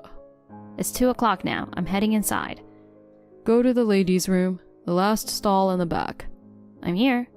But how safe is this from a security perspective? Anyone can come in here. Shut up. Just go into the last stall. I'm in. Put the money in the bag I left there. Oh, in this nylon bag? I've brought it in my own bag, you know. You want me to transfer the entire 200,000 to yours? Of course. What's the matter? Don't tell me you put a GPS on it. Huh. No. By the way, I've got someone inside the church. If you do anything unnecessary, the deal's off. You know what'll happen to your dog, right? Okay, I'll put it in. It's nerve-wracking to handle 200,000 in a place like this. Don't worry, my guy's watching to make sure no one else takes it. Thanks for that. Okay, I'm done. Come out of the church with the bag. Oh, I'm not leaving it here? You got cops coming there or something? I can see through what you're thinking, you know. You're quite sharp. I give up. I'll obediently comply. There's a shopping center across the street. Yeah? Go to the front of Starbucks on foot. Okay, wait a moment. I'll move now. Alright, I'm here. What's next? Look inside the big flower pot. There's a key there. Is this a car key? Turn around and look directly straight to the parking area. Okay. There's a black Prius parked in the second row, right? Oh, yeah, there is. Unlock the car with that key. Put the bag on the rear seat. Place the car key on top of the front tire. It's like a movie. This is thrilling. Shut up and do it already. I put it in the back seat. Alright, now run back to the church. Can I just walk fast? I have back pain. Move as fast as you can and don't look back. Tracking the car is pointless. I'll switch soon. Got it? Understood. Where's Max? Tied up on the tree at the church parking lot. Phew, I'll go get him right away. Good job. The deal is complete. Well then, goodbye. Hey, wait. What's up? Got a call from my guy. He says there's no money in the bag. Really? Then what's inside? It's filled with a bunch of playing cards. That can't be right. What have you done? Did your guy betray you? No way. That's weird. Funny things happen, huh? It's you, isn't it? Oops, busted. God darn you. You don't care what happens to the dog? I've already taken care of him. You messed around with me, pretending to be the police, kidnapping my dog and making threats, you know. It's going too far for a joke, don't you think? I'm serious about this. Oh my god, that's embarrassing. It's not something a 42-year-old temp worker would seriously do. Mr. Ivan Hughes. How do you know my name and job? I used my police authority and information network. What? You said you were not a cop. That was like pretending to tell a lie, but actually telling the truth, you know? Confusing. So what are you then? Oh, I'm a police officer. By the way, the camera at my front door is real too. I've already submitted the footage, analyzed it, and identified you from there. I also know your home address. You willingly revealed your age. Got me. By the way, the car you smashed the window of, it's not mine. But it was parked in front of your house. It's my in-laws' car. Seriously? And the dog you took is my mother-in-law's beloved pet, Chocolat. Max is the parakeet I have at home. I assumed it was a dog. If something happens to Max, my son will be furious when he returns. He cares more about him than I do. Wait, so you don't care if something happens to your son? Huh? I know where he is, but you don't, right? He's probably run away from home. If you don't want his head bashed in, let me go. True. I don't exactly know which continent he's in right now. Continent? He's been on a military mission overseas for 3 years. Military? He left a year ago, and I don't know where he is now. He should be where he's needed, serving our country. You were making a big deal about identifying his location, but you didn't know? So you lied about it too. I thought he must be somewhere in the country. I wasn't told he was in the military. Well, I never mentioned it. He wanted to protect people in a different way from his lawyer, dad, or police officer mom, so he joined the military. He has a stronger sense of justice than anyone, so he wouldn't do something like a scam, you know. Ugh. By the way, my father-in-law is an active police officer, and my mother-in-law is a professor at the police academy. Oh, a family of cops, unexpected. You're not my son's acquaintance, are you? Why did you try to deceive me? Your house is the biggest in the hood. Your neighbors told me your late husband was a lawyer, so there should be a hefty inheritance. I thought I'd try my luck. Gotta set the record straight with the gossiping neighbors later. So you were tailing me. I noticed you often meet with the same man, so I took the chance to approach him. Turns out he's your brother. I pretended to be a high school classmate to get your contact info. I suspected it might be something like that. By the way, my brother isn't a gambling addict. He's a police officer, probably on an investigation. What? You looked like a thug with a rough appearance, so he judged that you might cause trouble and gave you my number, which he normally wouldn't do. He said, now it's up to you to deal with him. He thought it was hilarious. Even your brother? What's up with that? We're a family of cops. Didn't you say so yourself earlier? Well, my late husband and son aren't police officers, but they each uphold justice in their own way. In the typical sense, it's crazy for a brother to involve his sister in danger. But we're pretty unique. The culprit practically walked into our lives, saving us the trouble of an investigation. Well, you didn't fall for it and weren't harmed in any way after all. That's not true. Those playing cards are a precious keepsake from my late husband. Okay. I'll just leave them at the church. I don't need this stuff. Please do. Okay then, bye. Wait. What now? What do you mean, what now? Come out of Starbucks. Oh man. I took precautions against GPS tracking. Don't underestimate police surveillance. The moment you were caught on my entrance camera, you were done. Jeez, to think I tried to scam the police? How much have you managed to pull in from your scams until now? Not sure. I'll find out anyway. Looks like you're in for a long stretch. How did it come to this? Because you tried to scam me, idiot. Ugh, darn it. Hughes and his accomplice tried to barricade themselves in Starbucks, but the police raided and both got caught. The total amount of scams revealed in the subsequent investigation was a whopping $1 million. It's strange how such a dumb criminal hadn't been caught before. Previously, he targeted only the elderly. He would pretend to be their family member to swindle money or take advantage of their goodwill. When he got laid off from his job, he decided to make a living solely through scams. He chose me for his first crime. He's charged for the previous scams he's done, as well as kidnapping Max and breaking the car window, and received 10 years in a correctional facility. I hope this despicable scammer reflects on his actions behind bars. When my son returns from his overseas deployment, I'll share this story with him. Hey, Mummy, are you still in the hospital? When are you coming home? I'm sorry, Mia. I'm sure I can come home as soon as the baby is born. Just wait a little longer. Mummy, are you sick? It's not like an illness. Kind of difficult to explain, but it's called preterm labor. Even though the baby is still small, it seems like the baby might be born early. I have to stay in the hospital until the baby grows up inside my belly. I'm going to be home soon. I'm sorry for making you feel lonely. I have to be here so that the baby can be born healthy. Me and the baby are doing our best. So please do your best and stay at home for a little longer with Daddy, okay? Okay, I will try. Thank you. But I can't wait to see you, Mummy. I asked Daddy to take me to the hospital to see you, but he always says that he's busy. I see. Maybe he's busy with work. I think so. He works during the weekends too. What? Daddy goes to work every day and I'm always left alone. I see. Are you eating well? Yeah, I do. Really? Does Daddy cook for you? He's too busy to cook. Are you the one who's cooking? I can't cook that much yet, but Daddy buys cooked meals from the store.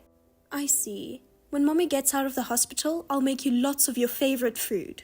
Yay! I can't wait to eat your food.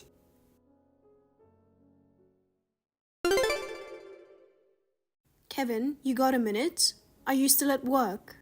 Yeah, you're lucky. You just lay around all day. I mean, I have to. I'm sorry, I have to stay here for so long.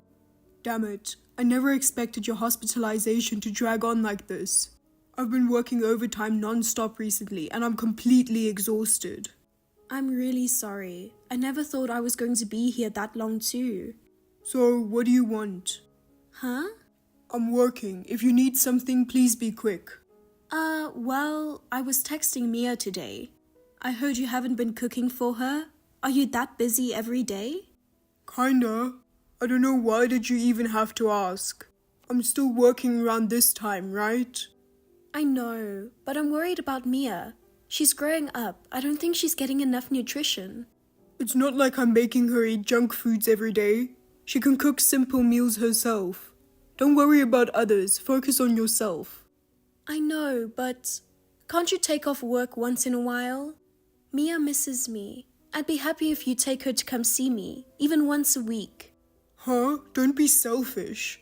What? I'm working for our family. Well, I know that, but...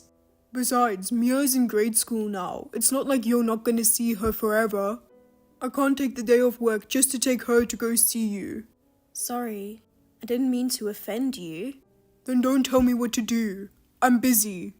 But we both live far away from our parents. You're the only one I can rely on. You know what? Can I go now? I know you have all the time to be on the phone and just lay around, but I'm busy working. Right. I've been bored, so all I can do is be on my phone. Sorry. Don't hit me up about nonsense. Well then, please take care of Mia. I know you're busy, but please look out for her. Okay.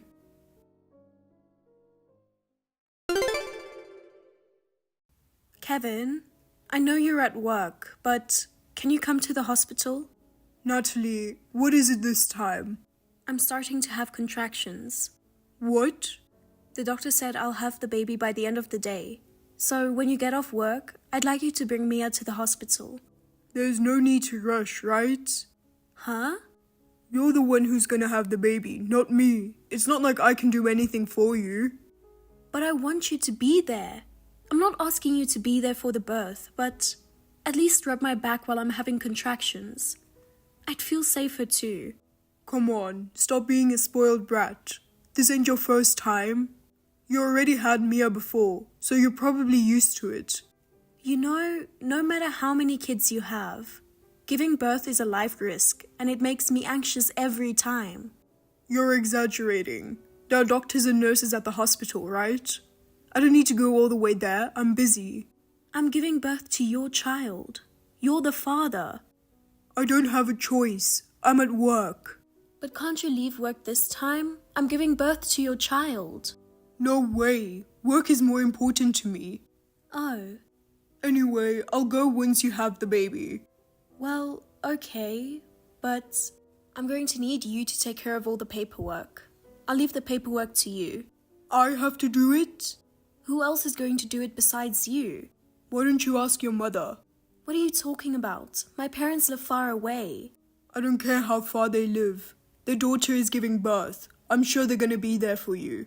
You know what? I'm not good with complicated procedures. I'll leave it to your parents. Oh, what should I do? My contractions are getting stronger. I'm in pain. I see. Well, make sure you call your parents. So, you're not gonna come? Let me know when the baby is born and out of the hospital. Huh? Out of the hospital? I'm going back to work. Later. Kevin, wait.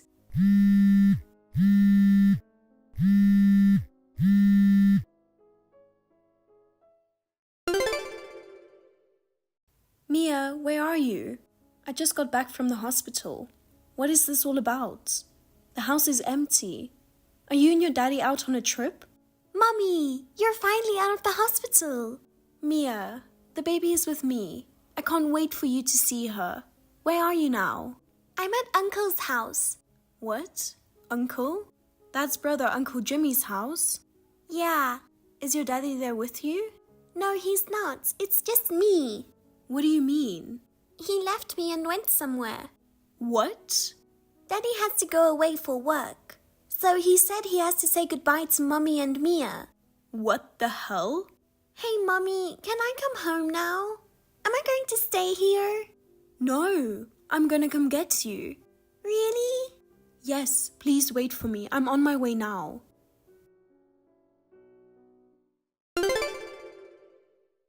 Kevin, can you explain what's going on? What? I've told you 1,000,000 times not to call me at work. I see. You're out of the hospital, right? Yeah, I just got out and the baby is safe. And when I got home, there was nobody there. Oh yeah, I know. Ha ha ha. What the hell? Mia told me about what happened. You took her to Jimmy's and left her. What is going on? Jimmy didn't tell you anything? Of course I talked to him. He said you dropped Mia out of nowhere and left. You told him you have to take care of something important. Why did you leave her there? I was actually thinking of leaving her at a foster home. Then I felt bad. So I thought it's better if I leave her at Jimmy's. What are you talking about? Why would you do such a thing? It's your fault. What? You're the one who's stuck in the hospital. Well, I can't take care of Mia while I'm working. but that doesn't mean you can just leave her like that without telling me. Where the hell are you? I'm at work. You're always at work. Just tell me the truth. Mia said something weird. She said you're saying goodbye to us. Okay, I'll tell you then. I can't live with you anymore. Huh? Why? To be honest, I have a girlfriend. Well, maybe more than that. More like a new wife. So you've been cheating on me this whole time? I don't consider it cheating. I'm serious about her. She's pregnant with my child. You're having a baby? Yeah, I want to be with her. I was happy when I found out she was pregnant. Wow. That's why you would leave Mia so often. And never came to visit. Lying about work and stuff. Don't blame me. She's pregnant. I wanted to be with her as much as I could. I was pregnant too, remember? Yeah, but you were fine though. You were in the hospital with the doctors and nurses to take care of you. You didn't need me there. It's not about that. I'm divorcing you. I'm starting a new family with her. Forget about me. Well, you sure have some nerve saying that. Of course, I'll agree to the divorce. But you know I'm gonna destroy your life, right? What? I'm going to charge you alimony. No, I don't mind. Alimony isn't that much, right? You got like 30,000 in your savings. I'll get half of that, so I'll pay you the compensation all at once. Ha ha ha. Are you stupid? What? You'll get nothing. Why not? You're so ignorant. It's not joint property. Oh no, you're not gonna trick me. I know you have a lot of money in your account. We're still married, so that means that's joint savings. I'm not gonna let you get away with that. Are you being serious? You've got it all wrong. What? The joint savings was the one we used when we bought our house, remember? That money on my account is the money I saved before we got married. That's a lie. What happened to my money and all those bonuses?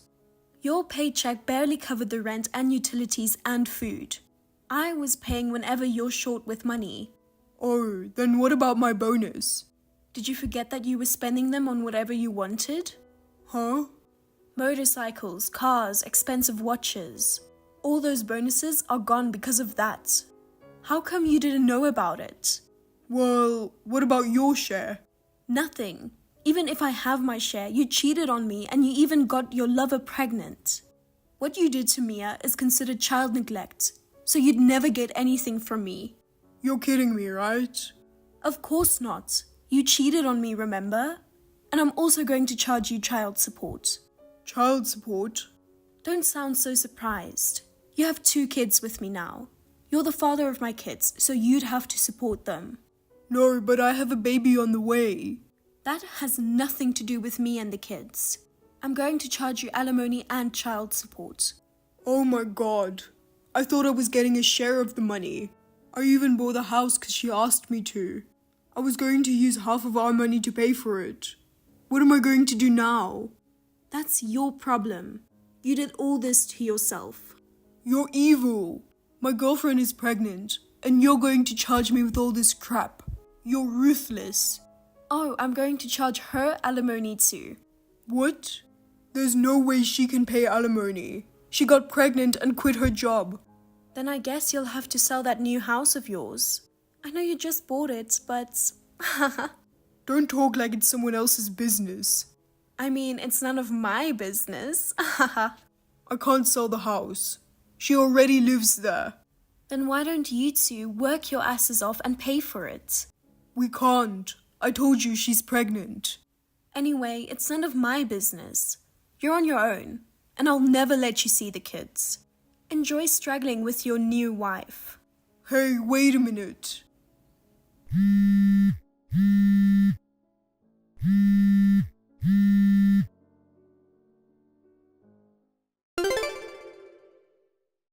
Natalie, do you have a minute? There's something I need to talk to you about. I don't want to talk about anything with you. We're divorced. You're a stranger. Don't say that. I'm in a lot of trouble right now. Alimony, child support, paying for my house, paying for the baby. I can't afford it. I know. You weren't making enough money. It's a miracle that you had such a good life, you know? And you were into expensive hobbies like cars and motorcycles, even though you weren't making that much. I know. Thank God you were making good money. That helped me spend money on my hobbies. You just figured that out? I went to my parents' house to ask for money, but they turned me down. They're ashamed of me. They even told me not to come back to their house. They cut ties with me. Well, you can't blame them. You left your kids and had an affair. The worst part is you even got the other woman pregnant.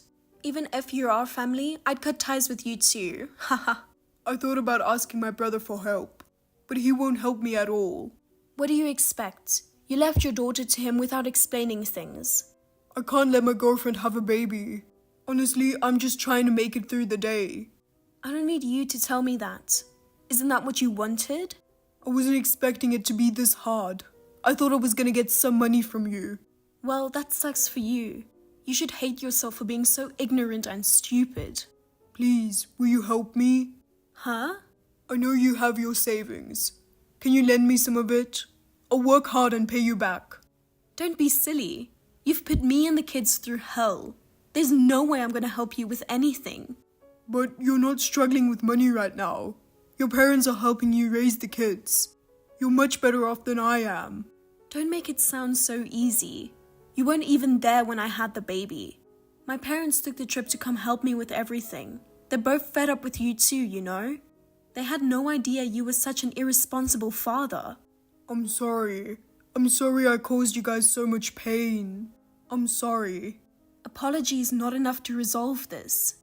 You don't understand the importance of people's lives. You don't seem to grasp the seriousness of the situation at all. I'm sorry, but the future of the child to be born is at stake here. The child is innocent, right? So please help me out. Of course, the unborn child is innocent. Because we're not blood related, I'm a complete stranger. And I have 2 kids I need to protect too. Don't say that. I only care about my children's future. I can't afford to take care of your child. I don't even want to think about it. I'm not going to help you. Don't ever contact me again. Please, Natalie. I don't have anyone else to ask. I told you this. If you're so desperate, just sell your house. Move to a cheaper apartment or something. I'd like to do that too, but she doesn't want to. She wants to raise her kids in a comfortable environment. She doesn't want to sell the house. I see. If you want to give her what she wants, you're gonna have to work like hell to get her what she wants. I don't think there's anyone who can help you. Don't say that. You're the only one I can count on. I have absolutely no intention of helping you. At least, neither I nor my parents nor your parents will help you. Oh no. Ask somebody else for help. I don't have anything to do with you, so leave me alone. Wait a minute. I don't want to cut ties with you. Oh, that's right. Natalie, why don't you get back together with me? I beg your pardon? Wouldn't the kids be better off with a father? Honestly, I'm sick and tired of her being so selfish. So I'll leave her and marry you again. That's terrible. I knew I was right to divorce you. What? Can't I be the father? Of course not. Someone with 0 sense of responsibility like you can't possibly raise children. It's better off if I raise them alone. Well then, goodbye. I'm going to block you. Natalie, wait. Don't abandon me.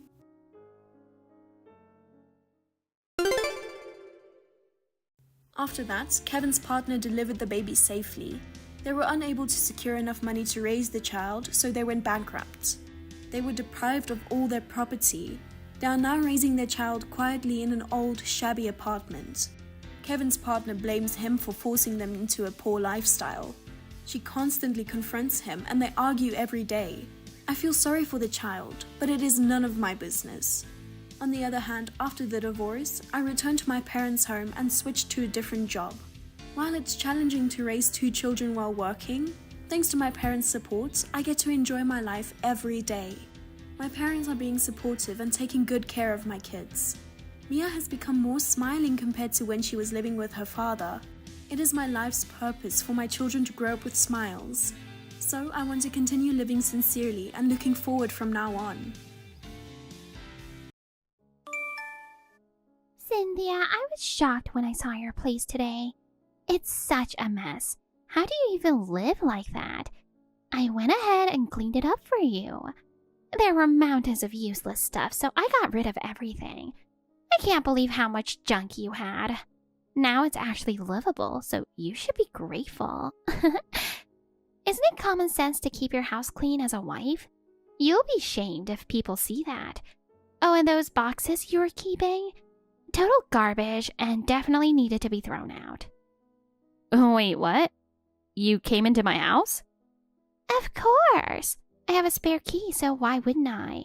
My son must be embarrassed having such a lazy wife, so I was just helping out. So you're saying you just walked in without my permission? Why did you do that? Well, you looked busy, and I thought I'd be helpful since you clearly couldn't manage. It's a problem that you can't keep your home in order. I appreciate you trying to help, but please don't touch my things. And those boxes I was keeping? What exactly did you throw away? And those boxes? They were full of old photos and letters. You're not using them anyway, so I just packed them in trash bags. Those are important memories to me. Why didn't you check with me first? They didn't look important. If something's been sitting around for years, it's basically trash. I'll decide what's necessary, not you. And entering my home without permission is a total invasion of privacy. Oh, calm down. As a wife, keeping the home clean is your responsibility, and I was just helping. You should be grateful. Grateful? You want me to thank you for throwing away my precious belongings? If they were so important, you should have taken better care of them. They were just lying around, so of course they looked like trash. Anyone would have done the same. Stop it.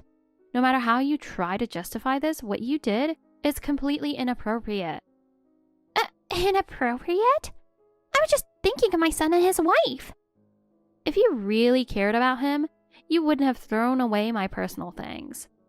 This is just pure self-satisfaction. I didn't think you'd be this upset. But the room is clean now, so it's all good, right? This isn't about the cleanliness. You've ignored my privacy and feelings, and I won't tolerate it anymore. You're being so dramatic. But without me, my son can't manage his wife, so I should be appreciated. I've heard enough. Regardless of what you think, I'm not letting this go. Cynthia, you're probably working late again, right? Still at the office? How can you neglect your husband like this with all this overtime? No, I actually just got home. Work finished up earlier than expected, so I might have a bit of a breather. By the way, do you know where Andrew is? The house was completely dark when I came home, and I couldn't reach him. I'm worried. I've looked everywhere, but he's nowhere to be found. Oh, you're home earlier than usual. I figured you'd be late today, as you always are. He's with us right now. It's kind of like a surprise. We're all at this fancy steakhouse. We managed to get a reservation. It's a place we rarely get to go, so we're all super excited. All of you? Oh, I mean, I'm not trying to exclude you or anything. It just happened at the last minute. You're usually so busy with work, right? I felt bad about inviting you when you'd probably be exhausted. Plus, I figured you wouldn't be home until late. But wow, you're home so early. What a surprise. Well, I'm sorry. I should have asked you. I got off early today. Actually, it's our wedding anniversary, so I was hoping to celebrate with Andrew. I didn't make any fancy restaurant reservations, but I was thinking we could have a small celebration together. Oh, really? Wait a minute. No way. Looks like he totally forgot about it. How could he forget something like this? But isn't he cute? It's part of his charm, you know. But we definitely talked about it just a few days ago. He seemed excited too. Oh, really? He forgot about that too? He's a bit spaced out, you know. Anyway, men just aren't good at remembering these details. Don't worry about it. You can celebrate big next year. We're having fun now, so don't stress. He always forgets unimportant things. Unimportant things? He's always been adorably forgetful. Such an airhead. I see. If he forgot, I guess that's just how it is. There's always next year's anniversary, right? You can celebrate it then. Right. So when are you guys planning to wrap up? Would it be okay if I stopped by? No. I mean, didn't I just say this is a family thing? If you show up in the middle of our get-together, it'll totally kill the mood. Oh, really? It's a bit disappointing, but if that's what you say, I guess I have no choice. But I heard Sarah is getting married and I'm genuinely happy. I want to congratulate her in person. Oh, right. But honestly, I couldn't care less about that. I'm actually wondering why you'd even bother mentioning it. Oh, geez. I understand your perspective. I'm sorry if I've made you uncomfortable. This isn't about being uncomfortable. I'm happy she's finally getting married. I finally feel a weight lifted off my shoulders. She was about to turn 30, so it was really down to the wire. As a mom, I was seriously stressed about this. Down to the wire? What do you mean? Oh, come on! A woman being single past 30 is totally embarrassing socially. You have no idea what people say behind your back, you know. You think so? I don't really think about it that much, but that's how you see it. Absolutely. Oh, it's so shameful. You can't even imagine how people look at parents with daughters who are leftover. But hey, at least she made it just in time. So glad she's getting married before turning 30. The wedding sounds like it'll be lovely. Are preparations going smoothly? Oh, yes. We're actually in the middle of discussing wedding details right now. Figuring out seating arrangements and where to place family members is such a hassle. I'm planning to introduce you properly to the other family. Her partner is really eager to meet you. Me? Why? He heard you work at a major corporation and is totally starstruck. Apparently, he once had an interview there, but didn't make it. He still admires the company and really respects you. He might bombard you with questions when you meet, so be prepared to answer. I just happened to get in. Oh, stop being so modest. You should brag more. Why do you think I approved of you? Wait, is it just because I work at a big company? Like, what else do you even have going for yourself? Cynthia, are you out of your mind? What are you even thinking? I can't make sense of this. Is this true? This? What are you talking about?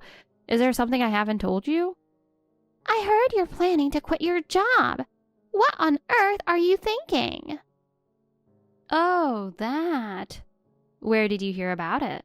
I specifically asked Andrew not to tell anyone. I can't believe this got out.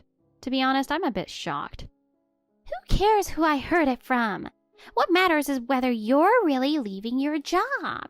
Please, tell me you're not thinking of becoming a housewife now. I absolutely won't let that happen. Are you planning to live off Andrew's salary? You know that's completely impossible. Wake up and face reality. I have no intention of becoming a housewife. I'm just looking to challenge myself and considering a job change. A challenge? Why are you thinking about this now? Your current company is a top-tier international corporation that everyone knows about. With such great salary and benefits, I can't understand why you'd want to leave.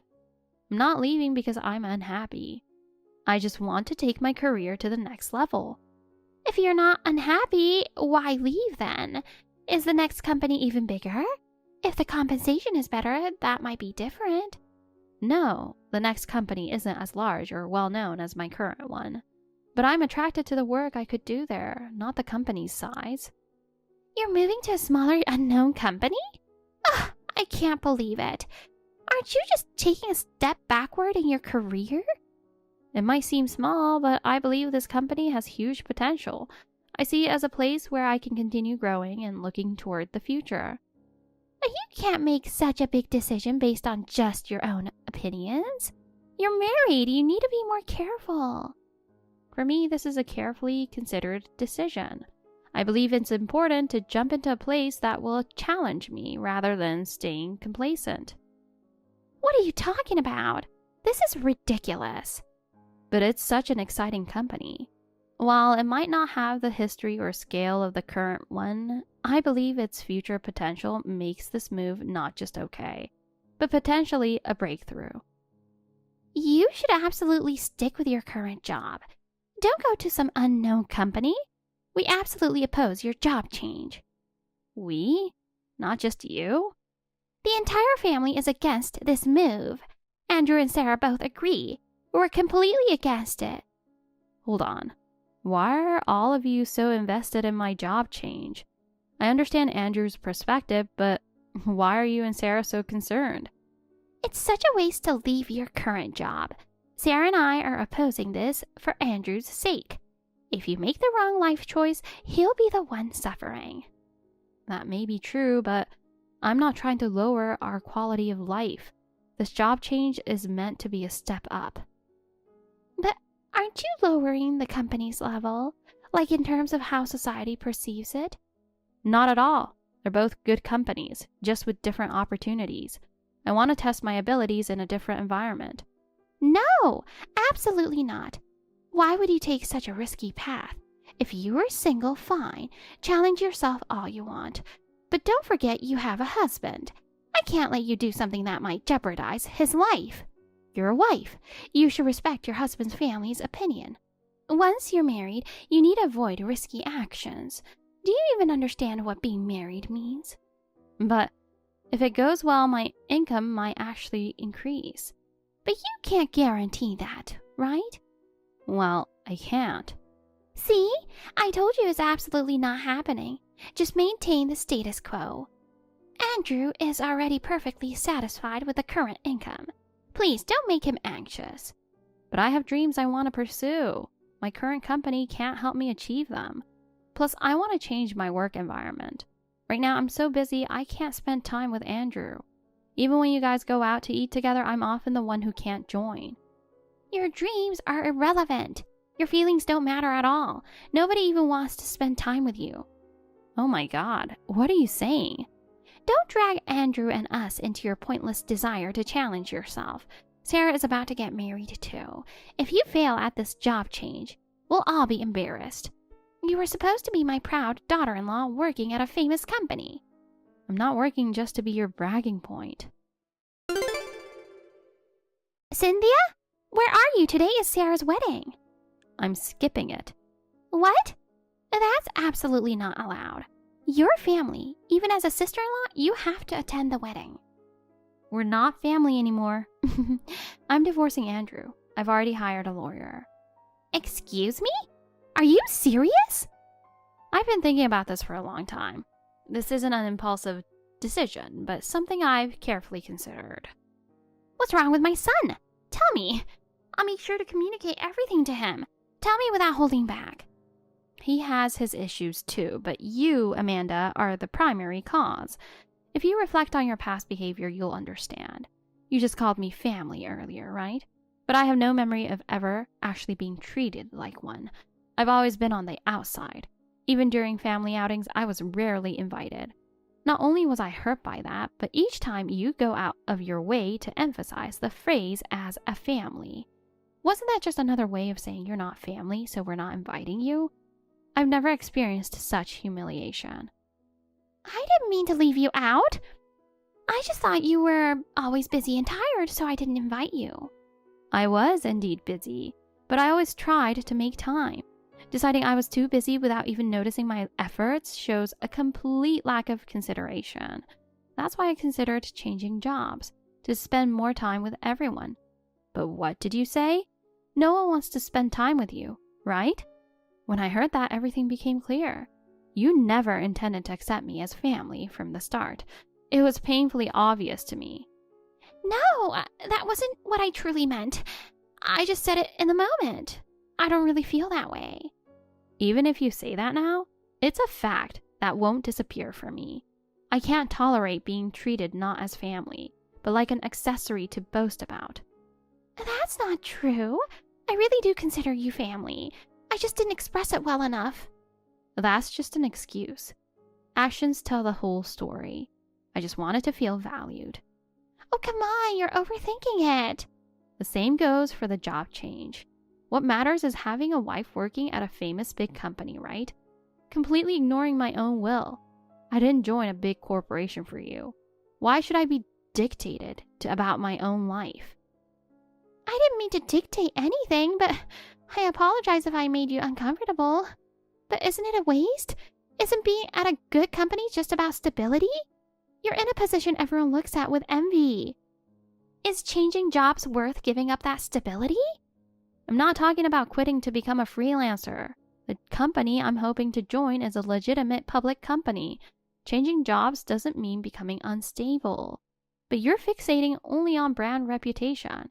Your perspective is so narrow. Oh, calm down. Don't get so angry. Stop blaming everything on me. This is getting ridiculous.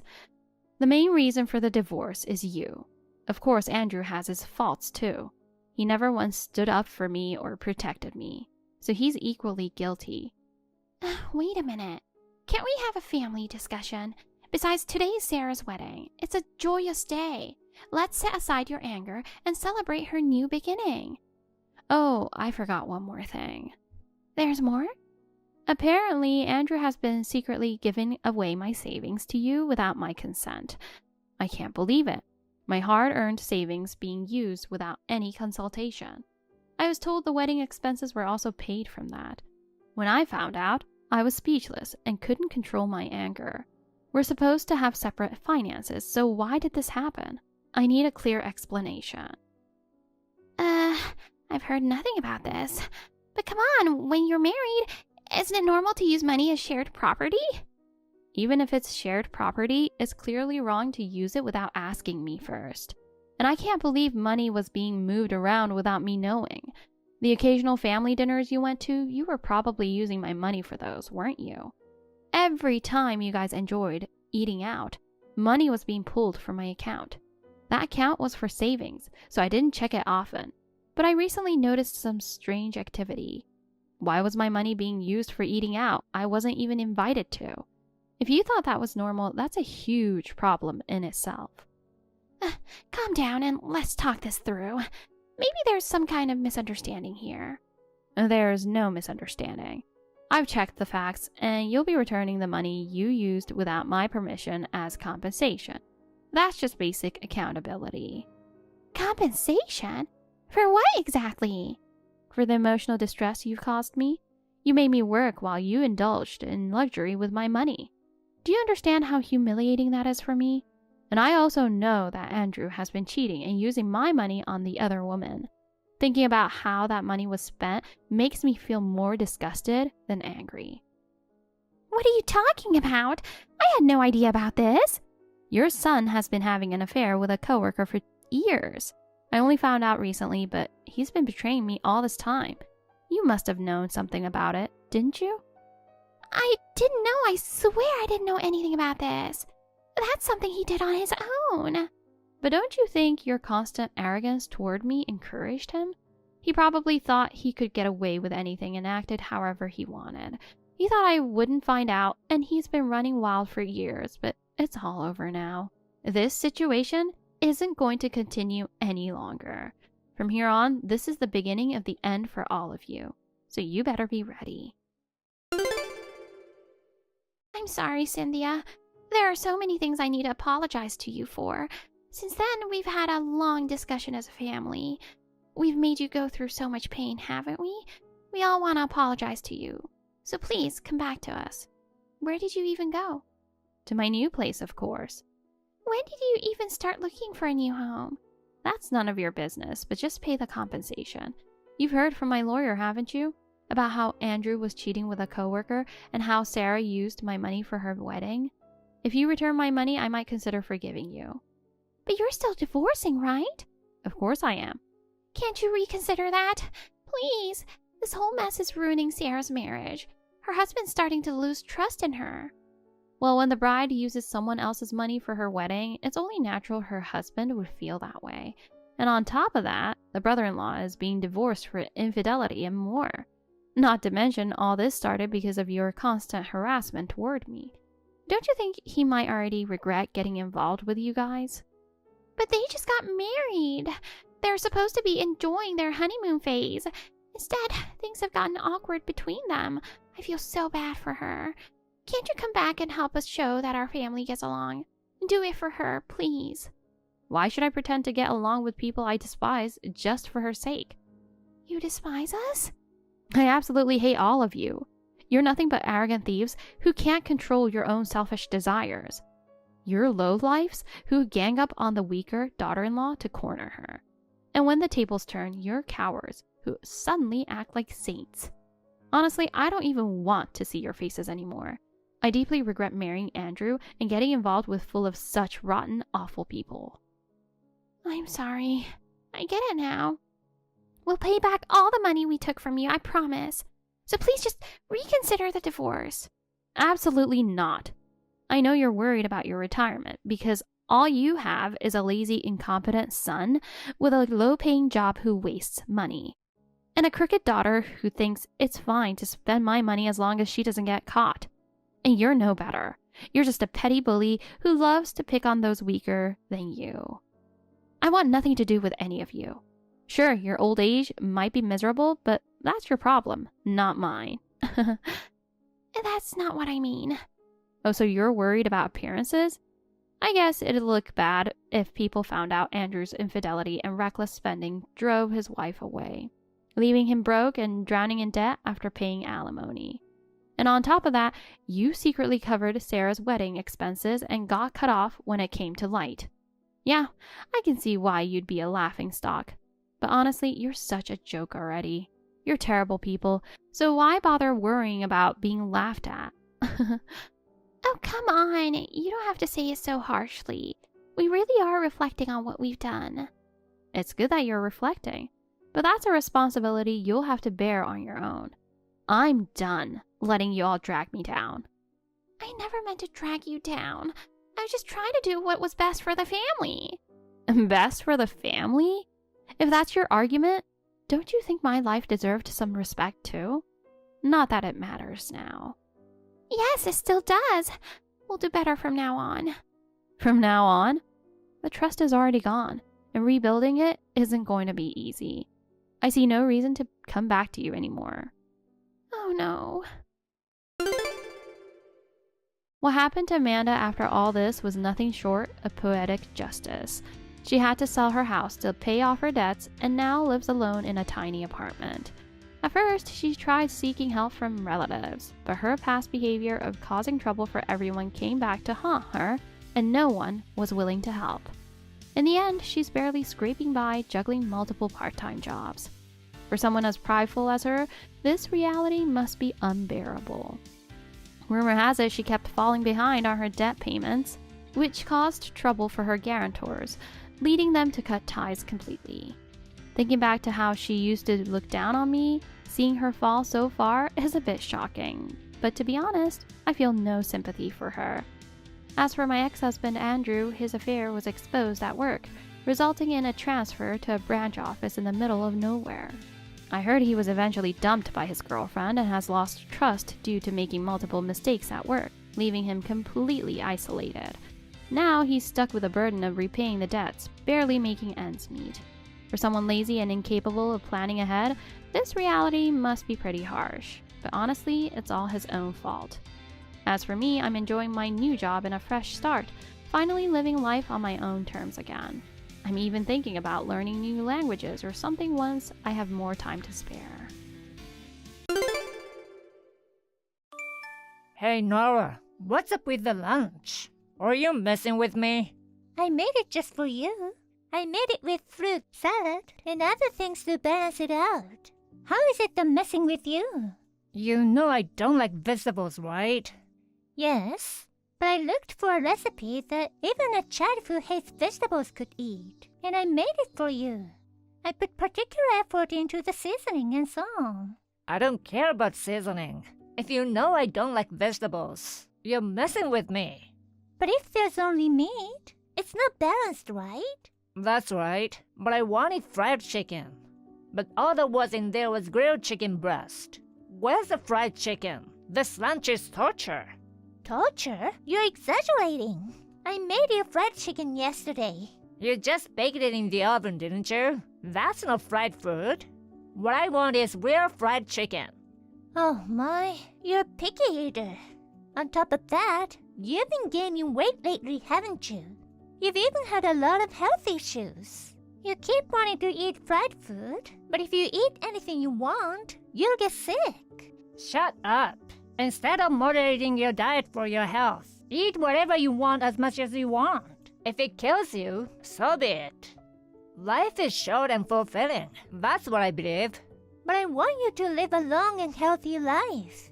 There's no point in living a long life eating food that don't taste good. That's why I'm throwing away today's lunch. Oh no, what a waste of food. Prices have gone up recently, and the cost of food is getting higher.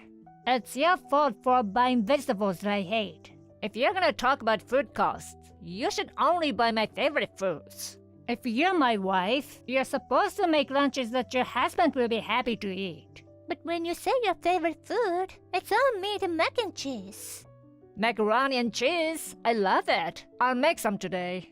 Stop it! You had it for dinner last night too. You didn't touch any of the side dishes at dinner. Just the mashed potatoes and gravy. That's because you only cook food that don't taste good. I'm so unlucky to have horrible cook for a wife. You can't even cook a satisfactory meal. And yet, you're always harping on about my health. I used to cook a lot before we got married. Nobody has seemed to mind up to now. That's because they're just being considerate. But I'm your husband. It's my duty to guide my wife. From now on, I want you to cook according to my instructions. I don't want to cook food that's too rich or too unhealthy. Don't defy your husband. Who do you owe your livelihood to? I'm the one who earns the money to buy the food, aren't I? Don't get smart with me. You waste food with your terrible cooking. You're the one wasting food. Besides, I'm working too. Your job is low paying with no responsibilities compared to mine. So that's what you think, is it? It's true. I'll tell you what I want you to do starting with dinner tonight. So make sure it's done exactly the way I want it. Do you understand? You must do exactly as I told you. Nora, do you have any idea what you've done? I'd like to ask you the same thing. Nate, what have you been doing? You left yesterday and never came back. Where have you been? Are you at work now? It's none of your business where I go. What's more, what was for dinner? What do you mean? I did my best to give you what you wanted. Not even close. I didn't ask for the kind of meal. You horrible cook. What? I made a steak, just as you specified in your recipe. What was the problem with that? You know what? How long have you been with me? What?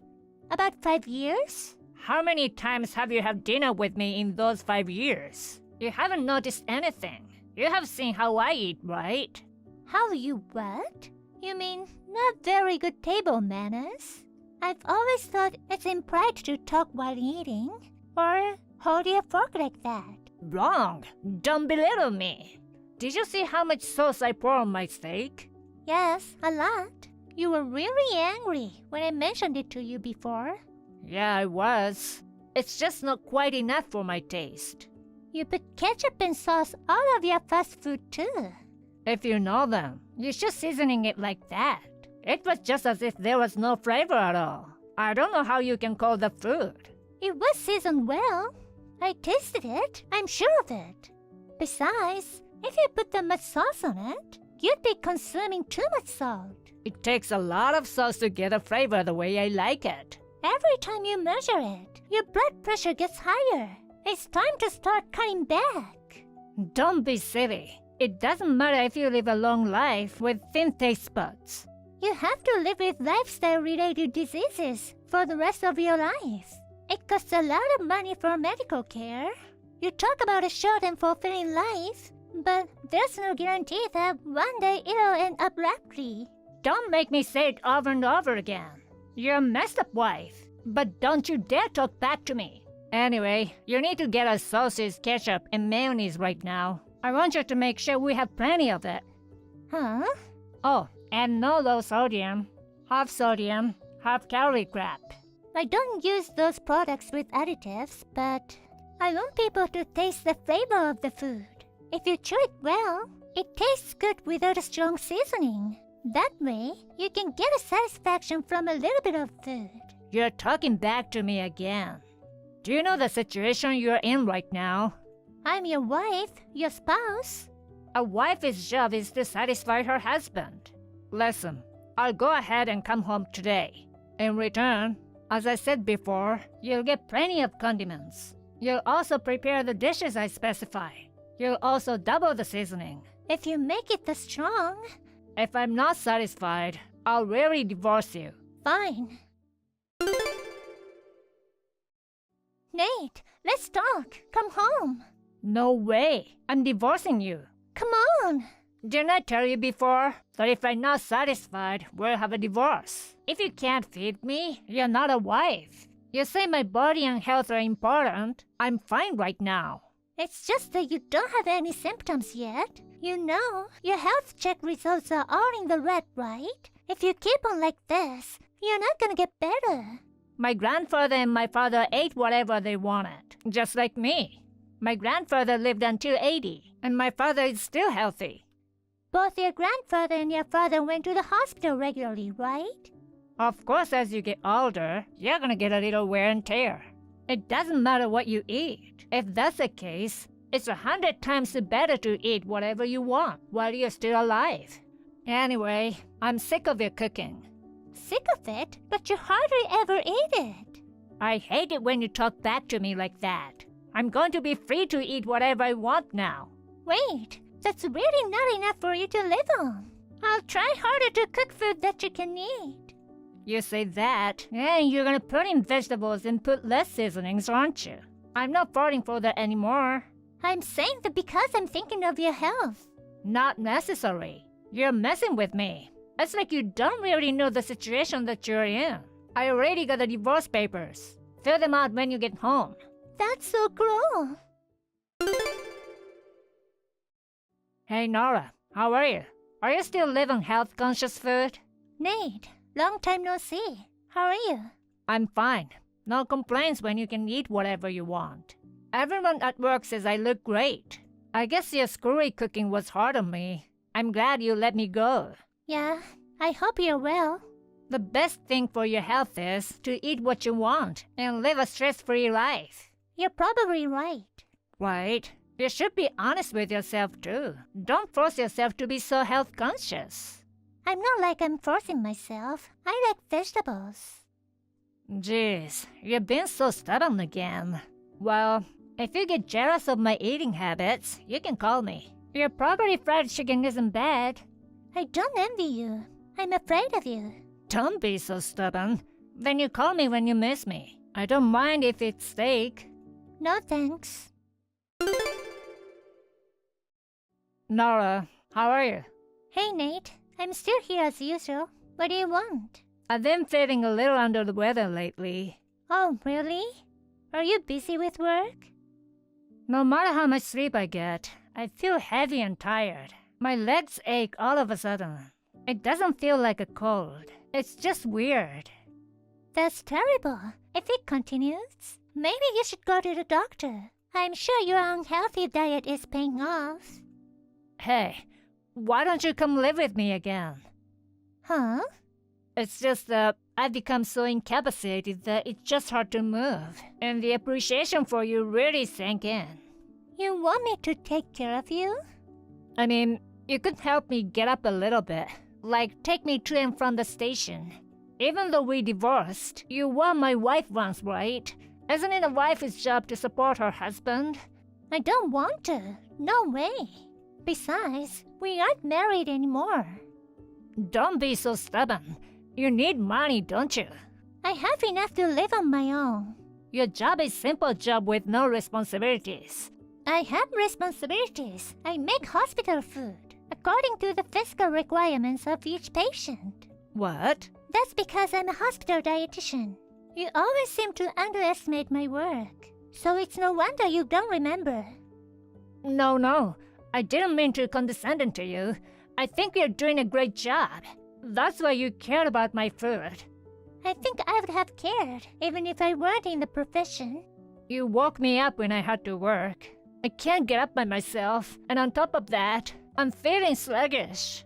I'm late and missing work more and more, and the company is not happy. Let's get married again, and you can wake me up every morning like you used to.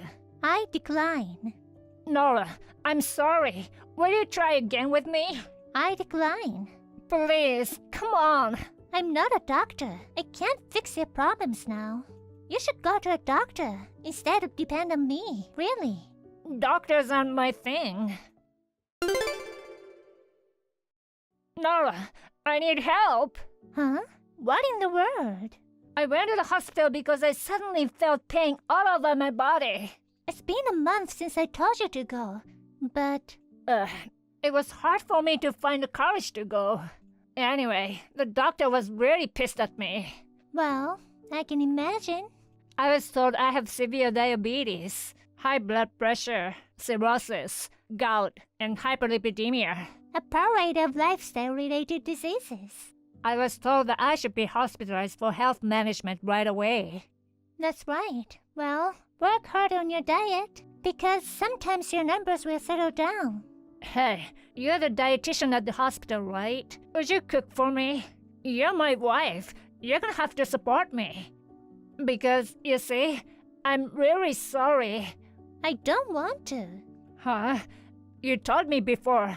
You said you'd make me a recipe that I could eat. And the other day, it was all over the internet. They said that you're the creator of recipes that even people with dietary restrictions love. That was when I still had feelings for you as a wife. No matter how much effort I put into the recipe, I was always told that there were vegetables in it, that it was just baked, or that the flavor was too weak. I got tired of being told that the taste was bland and you getting angry at me. It was also sad to have a lot of sauce and ketchup poured on the dishes I had researched and made. Even my packed lunches got thrown away. I've had enough. I won't complain anymore, please. I want to eat the kind of food I read about on the internet. I refuse. If you've been told you need to be admitted to the hospital for controlled care, then grow up and get the treatments you need. Then I'll go to the hospital where you work. You know, my current workplace is not my former hospital. Huh? They moved me to another affiliated hospital in another state. Where is it? I'm not gonna tell you. Please, cook for me. I want to eat your food. You don't have to be so obsessed with me. All hospital food looks healthy and delicious these days.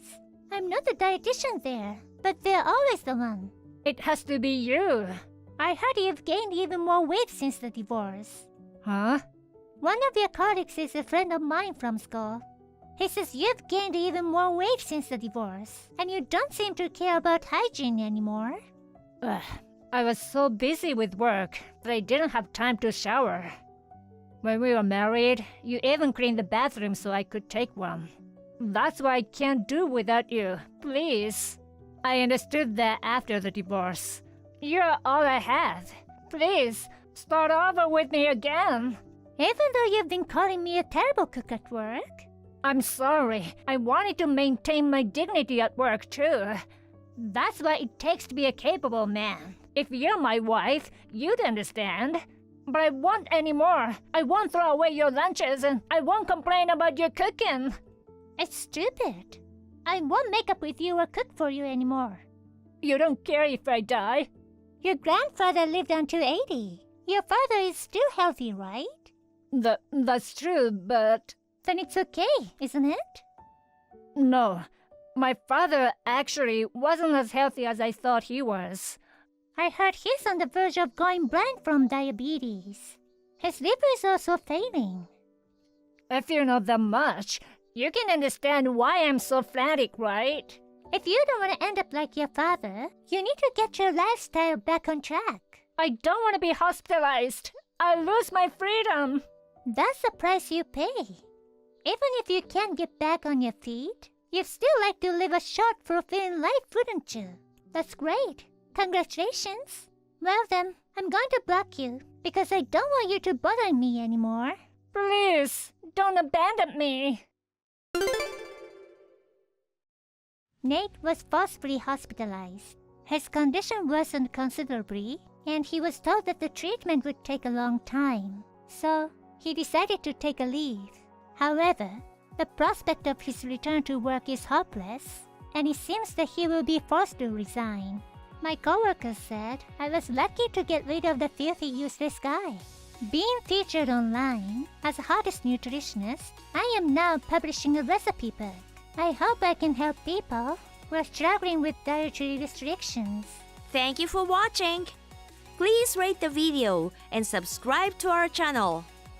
See you in the next video.